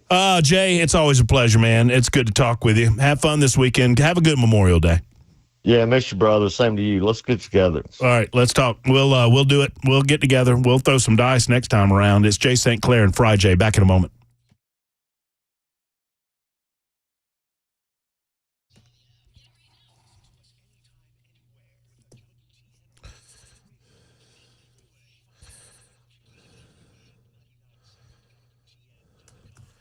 Hey, friends, Matt Murphy here for the Dr. Gill Center for Back, Neck, and Chronic Pain Relief in Franklin. So you're feeling pain. Where does it emanate from? Is it in your lower back? Is it your neck? Is it your hip, your shoulder, your elbow, your knee? Anywhere where it hurts, the Dr. Gill Center can assist you. The Dr. Gill Center is here to get you to a pain-free life without having to pop pills, without having to consider needles or surgery, even worse. Let's talk to the Dr. Gill Center today about what they can do for you. Whether it's spinal decompression, their Class 5 laser system, their red light therapy, they have all of the modern techniques available at their fingertips to assist you in alleviating pain. That's what it is all about, doing this in a natural way that helps permanently not cover up the pain. The Dr. Gill Center for Back, Neck, and Chronic Pain Relief. Call today for an appointment today. 615-882-4838. 615-882-4838. Or the Dr. Gill Center online always. And go by and see them. The Dr. Gill Center for Back, Neck, and Chronic Pain Relief, located in Franklin.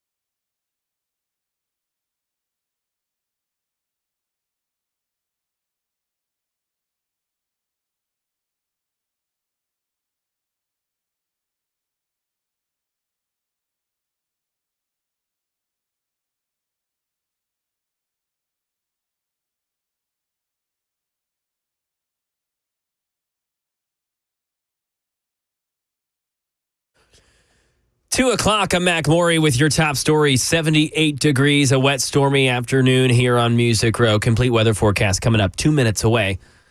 Ohio's Governor Mike DeWine, a Republican, said yesterday that he is calling a special session of the General Assembly next week to pass legislation ensuring that President Joe Biden is on the state's 2024 ballot. Brittany Shepard. The session is called for next Tuesday and would allow state lawmakers to work around a scheduling issue that currently keeps Biden off the ballot. As it stands, the Democrats' nominating convention is set to start August 19th. But Ohio state law needs presidential candidates to be certified weeks prior by August 7th. The General Assembly is also expected to pass a bill that would prohibit campaign spending by foreign nationals, an issue championed by Republicans. Back here in Tennessee, a $25,000 reward being offered for information in the murder of Private First Class Katia Duenas Aguilar. Duenas Aguilar was found dead at her home in Clarksville on Saturday. Clarksville authorities and military police both investigating the case. Duenas Aguilar was an information technology specialist who enlisted in the Army in 2018, according to Fort Campbell. A Fort Campbell spokesperson said she had been stationed at the Kentucky military base since 2019. And the Utah mother and wife accused of killing her husband and then writing a children's book about grief has been given new attorneys after her legal counsel quit. Alex Stone. In a virtual court hearing on Friday in Utah, Corey Richens was appointed new attorneys. A preliminary hearing had been set for June, but one of her new attorneys said they need time to meet with Richens in jail and get copies of evidence, which could be multiple terabytes of data. At a future court hearing, they'll talk scheduling. Richens is accused of killing her husband by sneaking fentanyl into a Moscow Mule drink she allegedly made him one night in March of 2022. And that is the latest news. Weather on the way next. I'm Mac Maury, WTN News.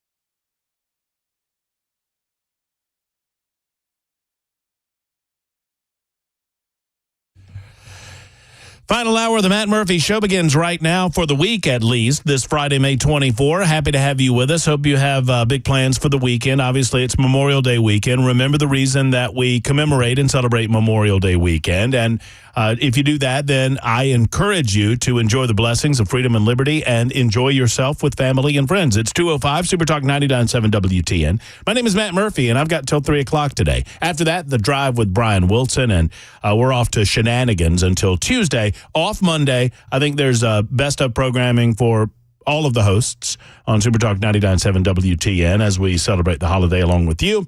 And we're back fresh, bright and early, live and local, 5 a.m. Tuesday. So, we like to do these things on these Friday editions, without much fanfare or further ado. Is everybody ready in there on the other side of the glass? I mean, are we all ready to go? Jeff, you already prepared to go? Mason, you feel good about yourself over there? McMorey, you ready? Born ready. You excited? As ready as we'll ever be.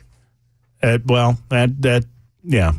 should bad. We're screwed. Not to take away Hey, from. you're the one that trained me, Matt. That's exactly on why. you. That's exactly why. As ready as we're ever going to be. That would be a good slogan for the show. Speaking of slogans, it's time for Friday Mac Attack. Okay. All right. Okay. That's fine. Okay. No, that's not fun. You're right. It's not fun. So we kill have that. Yeah, kill that. Just kill that. Mason, I don't blame Jeff. I blame you. Okay, there are two on here, so I found another one. Oh, did you? Let's see if this one works. Let's see if this one goes. Yeah. A whole segment of Cougar Chow. There we go. It's the Friday Mac Attack on the Matt Murphy Show. I like this Jeff kid. I like him too. I think another 2-3 years of training, and he's going to be just fine. I can tell. No, I haven't scared him yet, which is good. I mean, he's seen the horns come out yesterday, he saw the wrath. He saw the wrath of Murphy yesterday. You never want that, but you're doing good. You're doing a great job, and I appreciate Jeff's it. Now, killing it. Is Jeff going to participate in the Friday Mac Attack draft? Is that? I mean, that's great. I assume. Yeah, I'm in. I mean, you're sitting in the seat there. So. All right. Should I? Okay, I'm in. Why not? Let's do this. I'll tell you what. What we'll do. I think this is good. Okay, I like it. We'll let Mason and Jeff act as a team. Oh, they got a little dual GM action. Yeah, they can have a tag team approach to Mason's already drafting. shaking his head, so I think I have to take it from here. Hey, whoa. Mason's like, no, I'm scouting too. I got this. Do you know what we're drafting today, Jeff? Absolutely not, but I'm ready. Okay, well, that's fine. I found out about 20 minutes. It's my fault because I poo-pooed the original idea. Which is fine. It was Hannah's, so she's going to be very upset. I'm going to tell her that. Don't say that. well, I know you're going to tell her that because she's going to say, "How was the draft today? How did it go? How did it go? Did you guys use my idea?" Exactly. That's just what she's going to say. Of course. And you're going to say what? Matt poo-pooed it immediately. I have an idea. Okay, yeah, to get around this. Yeah, I have an idea to please her and as well do what we want to do at the same time. Let's do a little role play. Oh, okay, great. I'll be Hannah. Okay, no, I'll be you. Yeah, you be Hannah. Okay, and I come in. Hey, hon, how's it going? Hey, baby, how was the draft today? Oh yeah, we did the draft today. Oh yeah, my gosh, it's great. You did my idea. Yeah, we did. We sure did. He liked it. Yeah, we loved it. Oh my gosh, and you told him it was my idea. Oh yeah, I did. Oh, that's great. I drafted Popeye's chicken just for you. See how easy that is? Hannah wanted to draft chain restaurants today, for those wondering, which I think is a solid draft. I think it's good. I don't know. You wanted something a little more spicy. That's okay. And I delivered for you. I wanted to make today a little more special. That's great. Every Friday Mac Attack is special to me. It's precious to me. It's true. Jeff, you never know how many more days you have. You just don't. On this earth. Exactly. Nothing is guaranteed to us. Let's make every moment precious. On my tombstone, it might be my draft picks. You never know. That's true. That's true. If they're good, if it's a good draft, if I have like a Houston Texans like draft, I could be fine. See, this kid already gets it. He does get it. I like that in a way that Mason never has. Never will. Mason's crying now. I just say that because I know Mason's over there without a mic, and so he can't talk at all. He's all right, cool. On my gravestone, I don't think I'll have a gravestone. Have you figured out what you want your epithet to be? I mean, I'm going to wait a minute. Are you? Yeah, I'm going to wait till my life. That's an odd one. Yeah, I'm going to wait a minute. That reads kind of odd. Let your fiance pick it. That's fair. Yeah. She would be good to you. Yeah. They're not going to let her pick it. She's going to be the one to kill it. They don't let. Oh, that's wow. I think this is my. I've had this one for a number of years. You ready? This is okay. Oh, okay, great. Yeah, this is it. Okay. Matt Murphy, born September 1st, 1973, dead, yesterday. And it will say, all things considered, I think that went pretty well. All things considered, yeah, I'd say we did okay. Yeah, we did all right. That's great. That's pretty good. That's awesome. All things considered, I think that went pretty well. Pretty well. All right, this is going pretty well. All right, so this is the way we do it. Why don't you, as if Jeff doesn't know what we're about to do, why don't you explain to him what we're about to do? Okay, so every Friday, Jeff, we draft something different. We do a draft. We get a draft order. We have 3 rounds. We each have 3 picks, and we draft something. It could be, chain restaurants, as Hannah wanted to do today. It could be best cars and movies. It could be, it could be anything. We could draft anything. Anything. Today, we are going to draft the best slogans of all time. The best slogans. So you can go to your Google machine. You can all time. Yes, best slogans. I think I already got my first pick. Oh, wow. Okay. Oh, do you now? I got one. But the GM, I the pick is in, everyone. I do not know the draft order. So, well, we're about to figure that out. Okay. And let's let Jeff choose first. Oh, no, of course. Okay, good. No, of course. Okay, so I put numbers 1 through 3 on pieces of paper. We used to do a different system, and it became weird. So now we select numbers, and we're going to pick the draft order. And once we pick the draft order, that first button that you push, that nice little music in the background. Yeah. Once we pick this, then you'll hit that, and then we'll start the draft.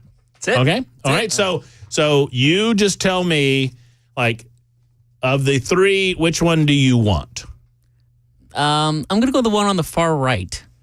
Your right. My right, your left. This one right here. Correct. Okay, that's the one you want. Okay. Jeff, it is my pleasure to announce to you that you have selected number 2. Ooh, number 2 pick. Okay, right you are drafting number 2 in the draft. Maury? This is not a snake draft, by the way. It'll be 1, 2, 3, 1, 2, 3. Yeah, fair snake enough. draft. Yeah, we poo-pooed that as well. Give me that. Okay. All right. What you got over there? And you are number 3. I am number 1. What the heck is going on? What is going on? You really like this new way we choose. Well, I mean, it's fair, is it not? Been good for me. It's been great for you. All right. Yeah, I like it. Time for the draft. Friday Mac Attack in progress. The best slogans of all time in the history of advertising. What are the best slogans of all time?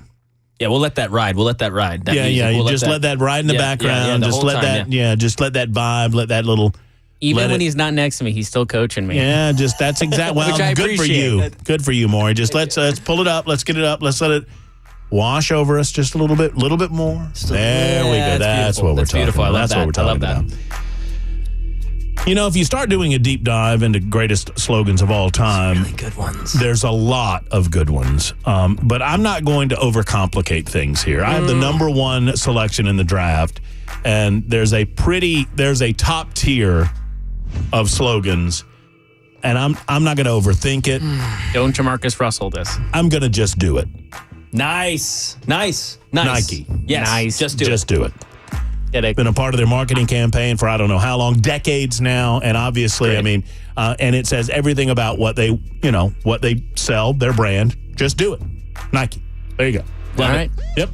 Definitely belongs in the first round. Obviously, by the way, did not pick his number 1 pick. I don't know if you noticed his reaction, Jeff, but he's like, "Oh, he's going to take mine," and then when I said just do it, good pick, that's a good pick, great pick, Murph. Way to go, GM. Oh, yeah, you're going to love Will Levis. He's great. Fabulous over there.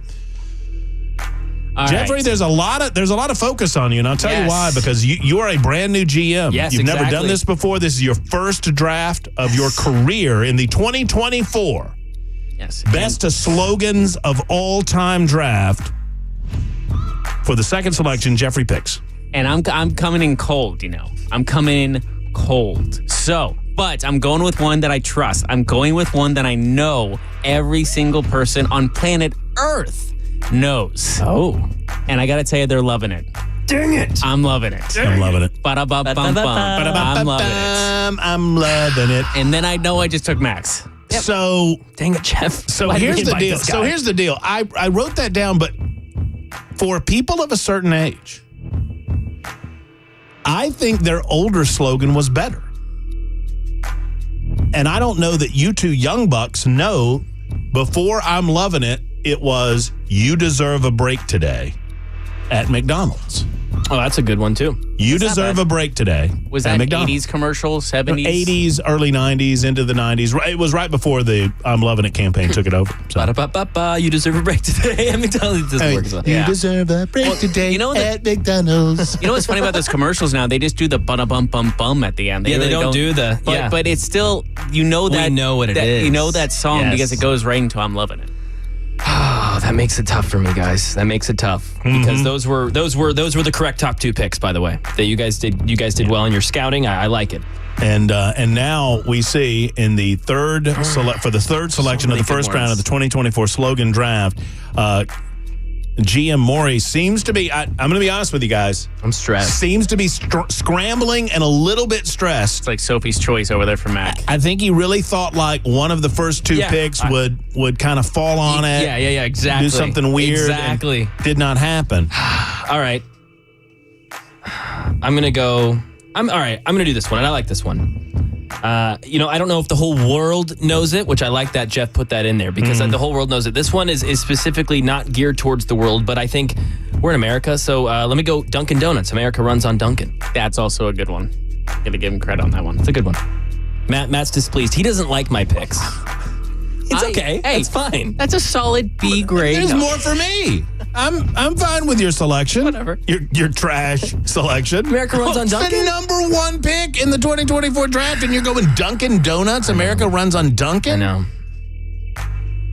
The number 1 pick. That is a free agent. Hey, that could be a steal of the draft. You know, there's you never know. Oh, whatever. What? We picked a project first round. We got a project pick. Hey, bro, it's gonna be Mahomes. I mean, just because you need a punter doesn't mean you pick one in the.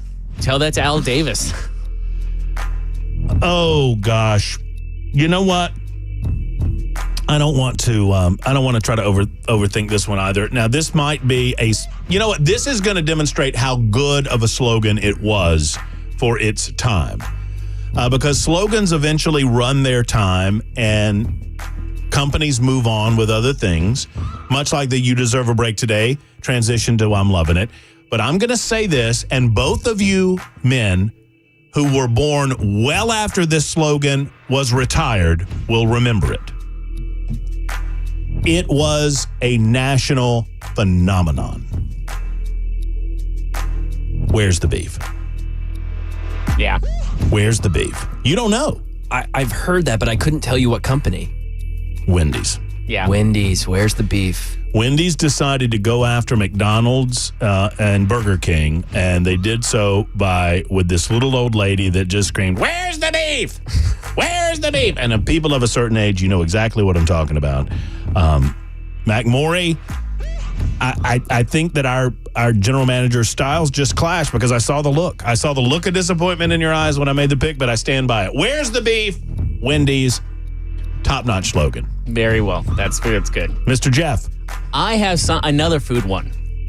And I think this one is just as common as, not as good as I'm Loving It, but people know what I'm talking about. Okay. It's pretty fresh.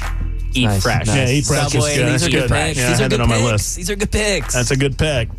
That's solid. That's a good pick. Not that Subway is fresh by any stretch of the imagination anymore. At the time, though, it was separating itself as a healthy alternative to all the other crap fast food that you would eat. I do have another question. Does $5 footlong also count as a slogan? Or is that just based on That's like a marketing campaign. Is that a marketing?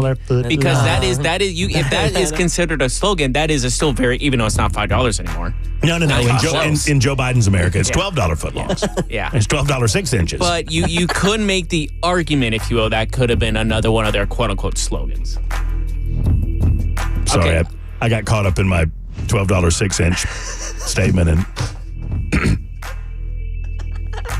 Okay. enough about Printer's Alley. Anyway, go ahead. I've got a theme for my team. Dang it. I've got a theme for my team. I'm going to stick with the red, white, and blue here, man. I'm going to go away from food. I'm going to go away from companies. How about the few, the proud, the Marine? That's great. Yeah. That's great. That is. go that a lot. You know what? It's much better than that sucky Army of One. I hate the Army of One crap. Because it's the not. few, the proud. That gives you goosebumps. The Marines. Yeah, man. No question. Yeah. That's good stuff. Okay. My final selection, I think that this was a marketing slogan that became more than what it was. It started off as a marketing campaign with one simple commercial, with one guy sitting on camera saying, Aaron Burr, Aaron Burr, Aaron Burr, before your time. But it became a huge marketing campaign that ultimately transcended even that which it was marketing. And now there are other companies that use the style of sloganeering that they originated. It was the California Milk Association. Yes, great pick. They came up with Got Milk. Got Milk. Got Milk. You remember the original commercial? I believe I do. So it was a radio contest, and they're like, okay, who killed Alexander Hamilton? And the guy had just taken a big old bite of a peanut butter sandwich. Peanut butter and jelly sandwich. And he's like, and like, you look around he's got like the bullet that killed Aaron Burr or the bullet that killed Alexander Hamilton. He's got all of this paraphernalia and history about it. And he's making the call. He goes, okay, caller. We can't understand you. And then Got Milk. So good. It's great. Got Milk. Okay, there it is. Jeff, your final selection in the 2024 slogan draft. Well, I'm looking at the chat right now. Some people are saying Cars for Kids. Absolutely not, because that's already embedded into our brains. I love it. But I respect the efforts. I'm thinking about this. I'm thinking, do I stick with food?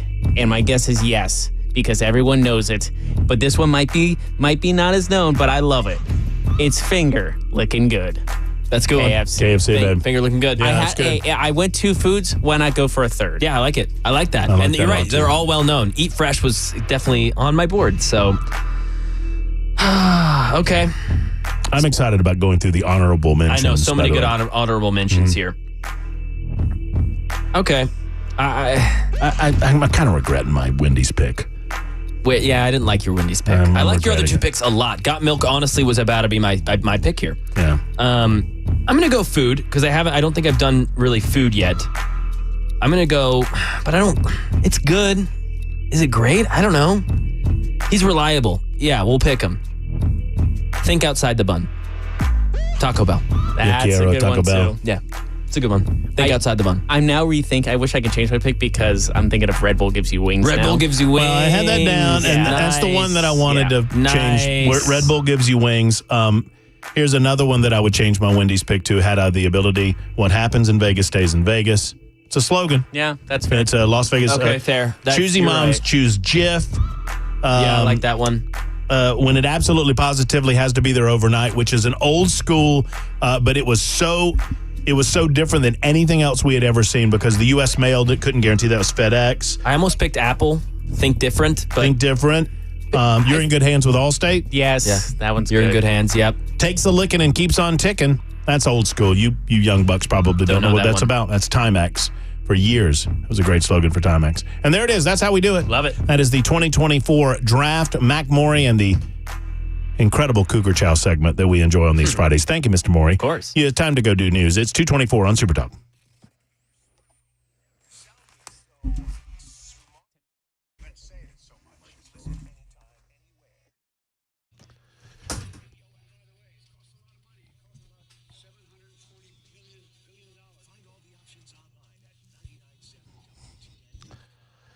Hey, friends, Matt Murphy here for the Tennessee Men's Clinic. The Tennessee Men's Clinic wants to see you. Gentlemen, if you are feeling run down or sluggish, if you don't have energy like you used to have, if you don't feel like getting to the gym or feeling like getting to the backyard or feeling like, engaging in bedroom activity?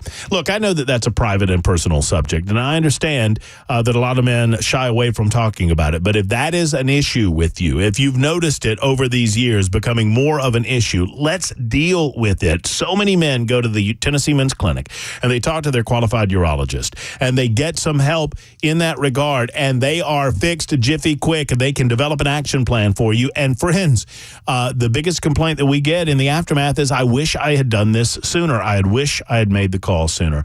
Don't be that guy. Be the guy that can perform when necessary. Energy levels can fluctuate as you get older, and they can help you at Tennessee Men's Clinic. So contact them by going to TennesseeMen'sClinic.com, TennesseeMen'sClinic.com, spell it out, or stop by today and schedule an appointment. 2 locations to serve you. One's in Midtown and the other's in Cool Springs. Give that telephone number. Let's do it. 615-208-9090. 615-208-9090 for the Tennessee Men's Clinic.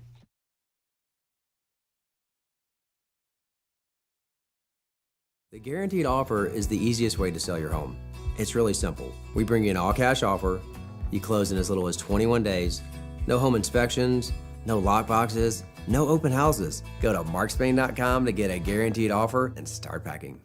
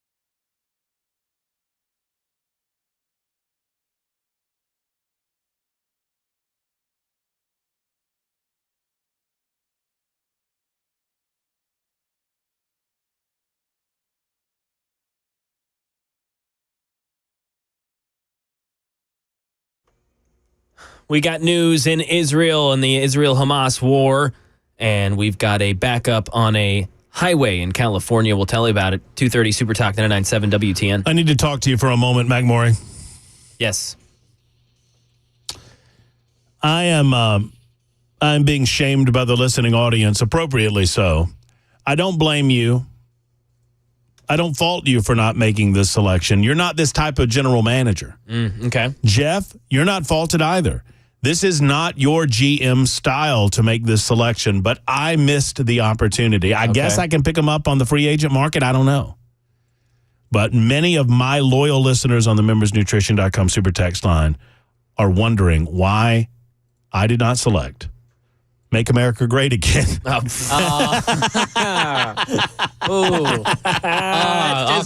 That is right in my wheelhouse. That would have been good. That's my style of play. Yes, that would have been great. It would have been a great player on my team, and all I can tell you is I dropped the ball. My apologies to all of you making that suggestion. When we return here in just a moment, the Biden administration is attempting to lie to you about strengthening the southern border. And we're going to break through some of those lies in just a moment and tell you what's really happening on the southern border. Plus, Andy Ogles and his personal finances is coming up to bite him in the proverbial rear end yet again. We'll talk about that next on Super Talk 99.7 WTN.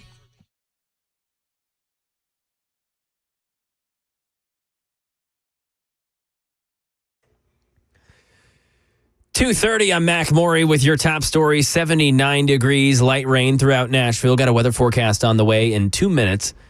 The International Court of Justice has ruled that Israel must immediately halt its military operation in Rafah, the United Nations' highest court, citing immediate risk to the Palestinian people. Britt Clinette reports from Tel Aviv. The ruling came as military operations were underway there in Rafah. The ICJ can make legally binding rulings in disputes between countries, but it has little way of enforcing its orders. Now, this is the first time the ICJ has actually issued a ruling that kind of compels Israel to significantly change its military operation in Gaza. Now, it is the highest UN body for hearing disputes between states.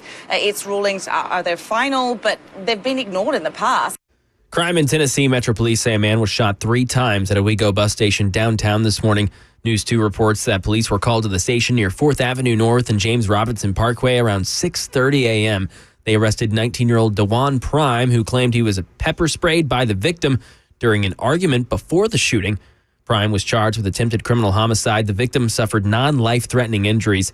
This comes after the Wego CEO spoke yesterday about expanding their security. And on this holiday getaway day, a mess for drivers south of L.A. because of a standoff with a suspect who tried to get away and stopped on a freeway. He refuses to get out of his car. Alex Stone has details from Southern California. Traffic is backed up for miles with the busy 91 freeway in Orange County shut down. A car in the middle of lanes is boxed in by armored vehicles and guns trained on it. A man in the car is believed to be armed and barricaded himself in the car in the middle of traffic lanes when police tried to pull him over for stalking. The standoff is ongoing. And that is the latest news. Weather up next. I'm Mac Maury, WTN News.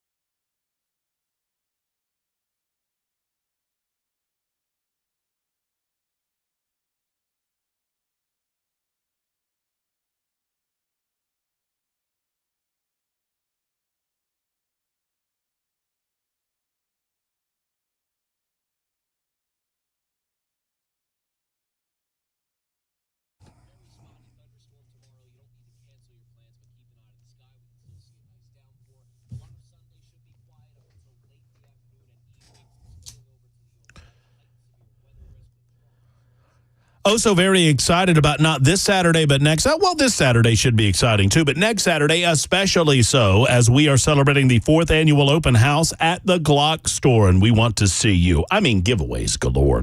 I could spend the next, 10 minutes talking about all of the giveaways that they'll be giving away at the Glock store starting at 10 a.m. on Saturday, June 1st, for their 4th annual open house. I mean, we're talking optics. We're talking sights. We're talking guns themselves. They have a $1,700 Glock that they are giving away day of. You do not have to be present to win. You do have to be present to register, and registration opens up at 10 a.m. Saturday morning. I'll be there. Dan Mandis will be there. Chris Hand will be there, and we want to see you. There'll be food. There'll be fun. There'll be drink, and there'll be a lot of Second Amendment supporters just like yourself. You can tour the facility. You can look at the Shoot 270 rooms if you've heard us talking about them and you've always wondered what they look like. Well, come find out for yourself. They'll also give you a tour of the entire facility.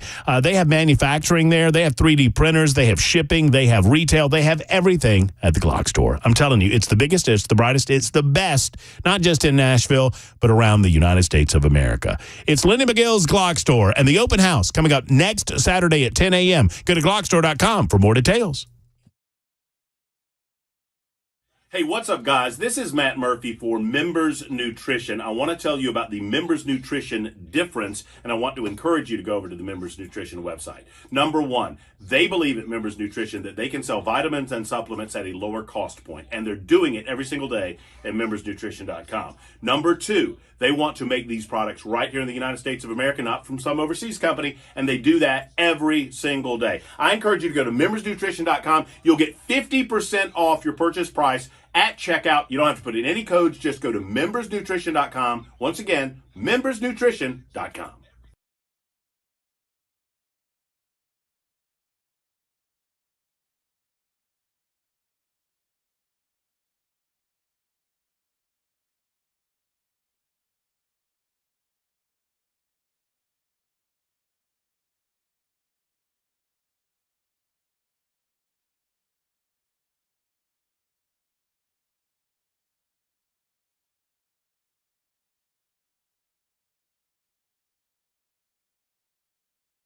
Hey, it's Dan Mandis, and I am so glad that California Closets has fixed my closet catastrophe. After exact measuring and planning, they came over and got to work. Yeah, once it was all plotted out on their 3D CAD system, the pieces are measured, cut, and precisely installed into my space. It was clean, fast, and professional, and above all, my new closets look and function great. Now, this was my dormer, and now this is my new dormer thanks to California Closets. Look at all of this added space for shirts and shoes, you name it, and it is cut so precisely, simply amazing. And my old closet that has now been reborn as the ultimate in style and functionality, making the best use of the space that I had. They can work on just about anything: bedrooms, garages, home offices, closets, pantries, and so much more. Find them online, CaliforniaClosets.com, and see what they can do for you. You can schedule a free design consultation. Mention my name, CaliforniaClosets.com.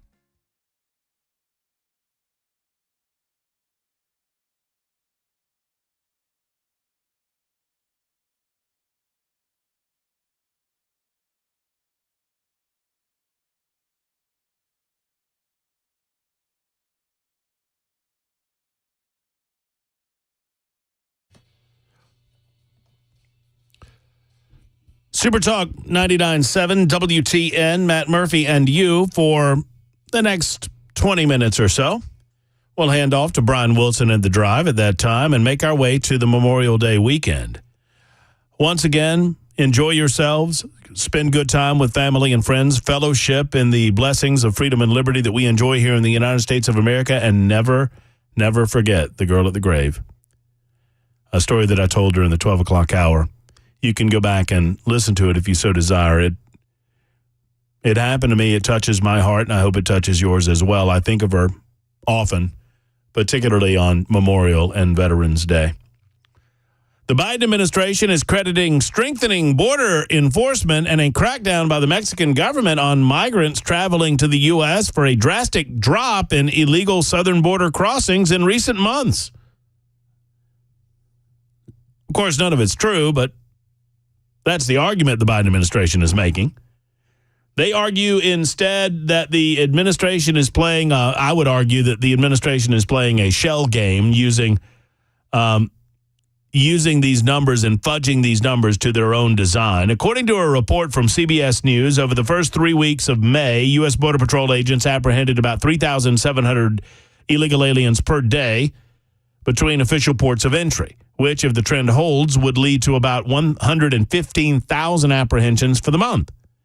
That would be down from the 129,000 apprehensions in April and 137 apprehensions in May, and more than a 50% drop from December, when they made about 250,000 apprehensions.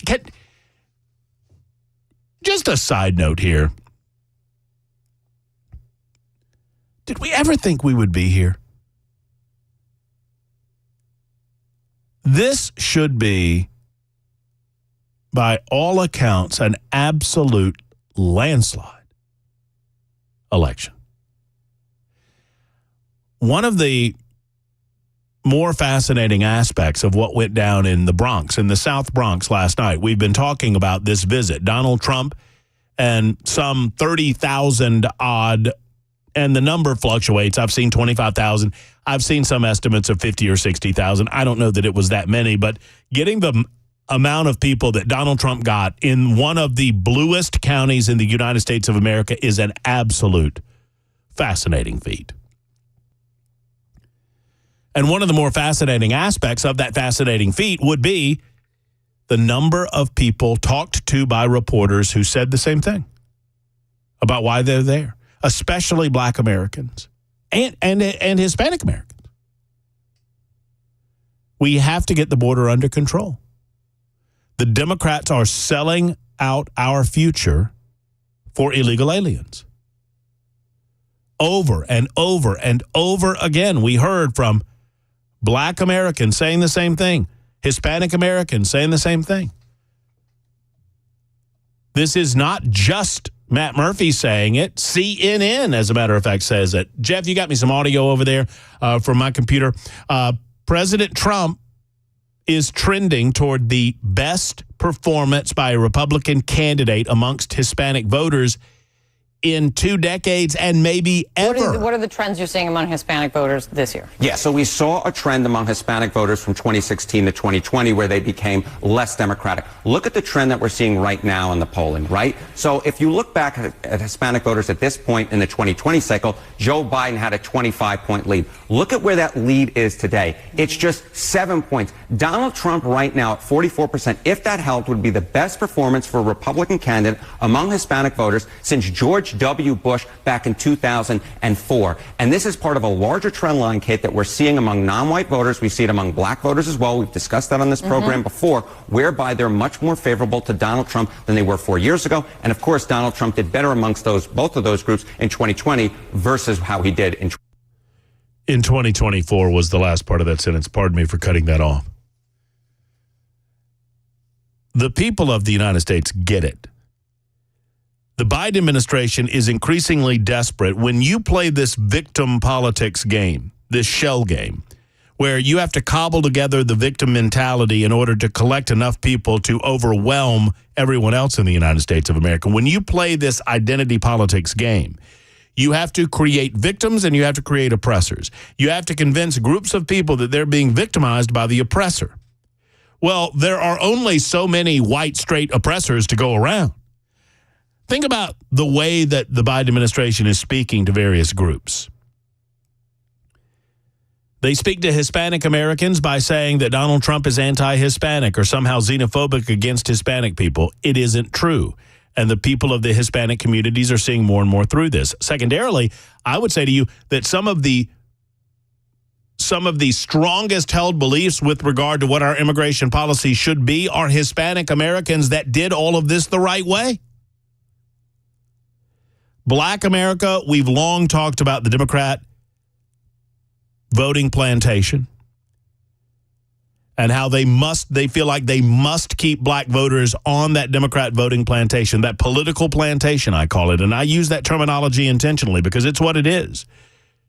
They want to make sure that you're satisfied with what you get from them and you don't venture out to see what the rest of the world is like on your own. The Democrats suggest politically that black Americans can't handle it on their own, that they have to have the government leading them by the hand from this government entitlement to that government entitlement. And I think more of black Americans, and I think you do too. And they think more of themselves. And they are unburdening themselves of the shackles of the Democrat political plantation that the Democrats have held them on for so many years. Hispanic Americans are seeing through this nonsense about xenophobia as well. More and more females are not buying into this narrative that is being strongly pushed by the Democrats in the Biden administration with regard to abortion rights that they like to call reproductive rights. They're seeing through it. Social media platforms and the democratization of information, as scary and dangerous as that has been over the last 10, 15, 20 years, more than anything, it gives us the ability to cut through the preconceived narratives of the mainstream media who tote the water for the Democrats regularly, especially during presidential election years, and get to the truth. And the truth is, the more that Biden and his administration avoid the real and present dangers that they have created during his administration, the more that people get wise to it. Why are you talking about things that don't matter? Why are you not talking about the southern border? Why aren't you doing something about it, more importantly? It's what we saw last night. I don't know that I believe that Donald Trump is going to win New York, but I believe that he's going to try. And here's the wonderful thing, with all of his faults, with all of his missteps, you can talk about the human that is Donald Trump till the cows come home. But I'm excited, not that I believe that he can win New York. I admit that it excites me a little bit that he does. Doesn't it you? He believes that he can cut through the clatter. He believes that he can cut through the nonsense of the mainstream media and get to the heart of the matter, and that is doing right by the people of that city and by the people of the United States of America. I think he means it when he says that he wants to get New York back to greatness, that it was the greatest city on God's green earth on the United States of America's soil, and he can get it back there again very quickly. I think he means it when he talks about black Americans truly achieving the American dream if given the opportunity to do so, unburdened by the Democrat political plantation. And I think he means it when he says that he can win New York. Now, I don't know that that's the case, but I have an idea. I think Donald Trump should, quote unquote, move back to New York. I understand that he's in Mar-a-Lago for a reason. I understand that I think Florida is a lock for Trump. And I think it opens up some opportunities for him on the VP front that he doesn't otherwise have. Now, it is a misstatement to suggest that a vice president cannot come from the same state as a president, a candidate. You can. In other words, Donald Trump, even if he lives in Mar-a-Lago, could pick, I'm just going to pull a politician from Florida at random, Marco Rubio. Or Ron DeSantis, if he wanted. What he cannot have is the electoral votes of Florida count toward their total, which would be an absolute killer. You've got to have those, what are there, 29, 30 of them? You've got to have those 29 or 30. So in effect, it prevents Donald Trump from picking someone from Florida.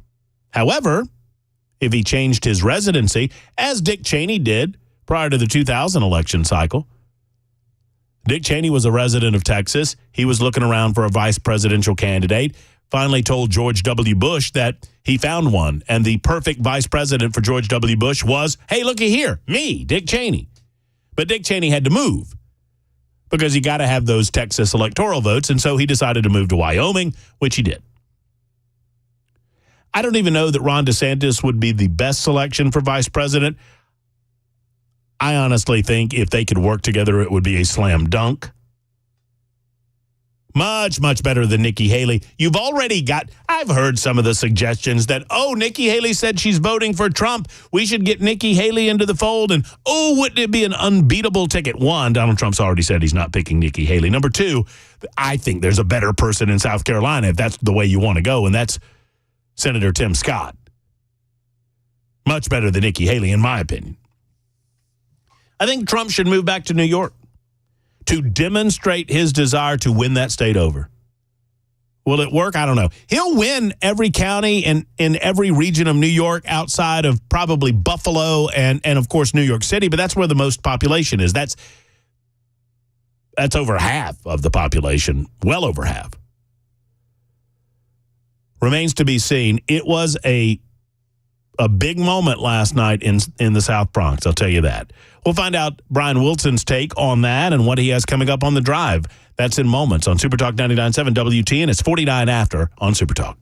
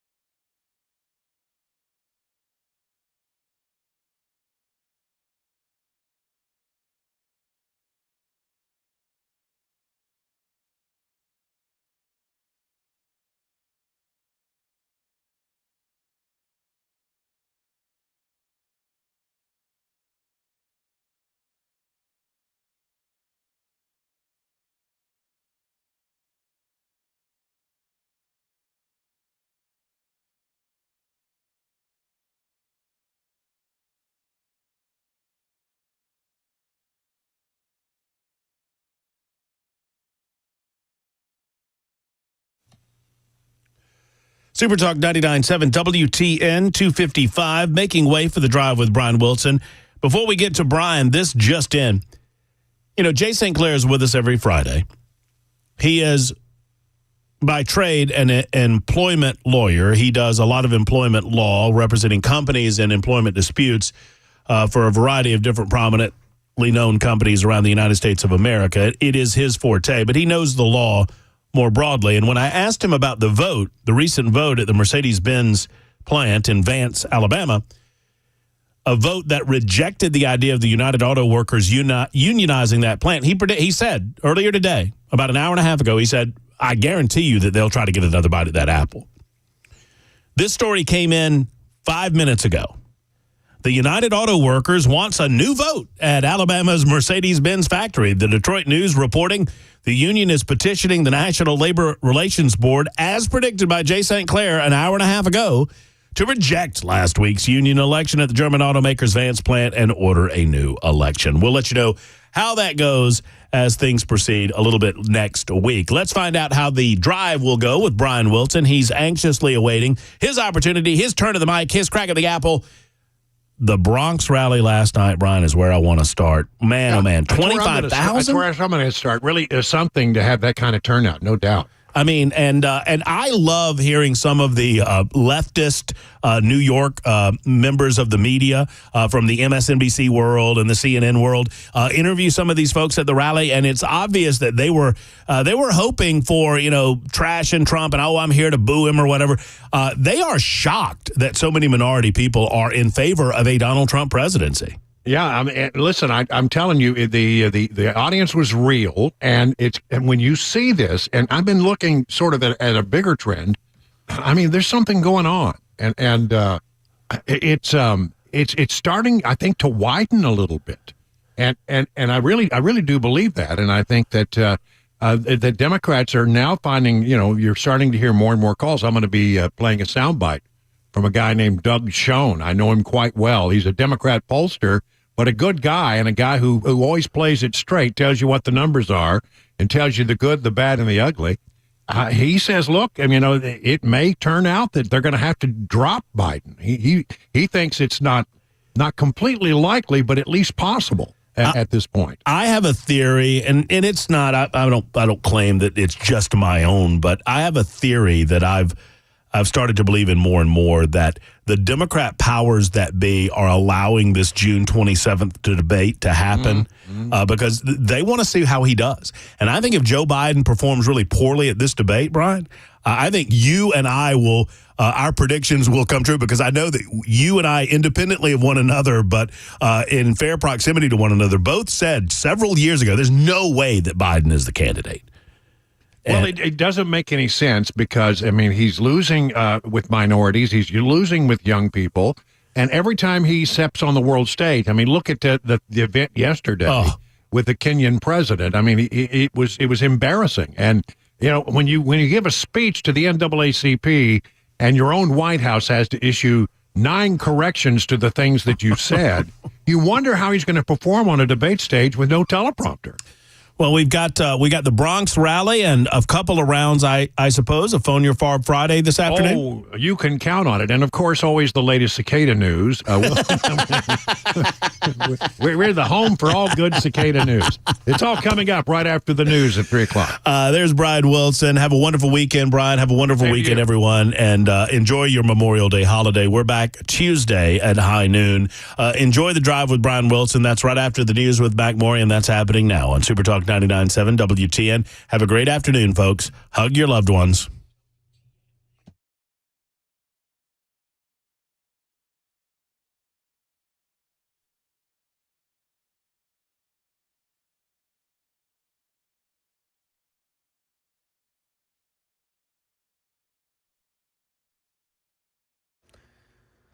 Three o'clock, I'm Mac Maury with your top story. 77 degrees, a cloudy day here in Nashville. Possibilities of thunderstorms later on. Full weather forecast, first traffic report of the afternoon, 5 minutes away. The top UN court based in The Hague rules against Israel's military action in the southern Gaza city of Rafah. Tom Rivers. The panel of 15 international judges concludes, under the Genocide Convention, Israel must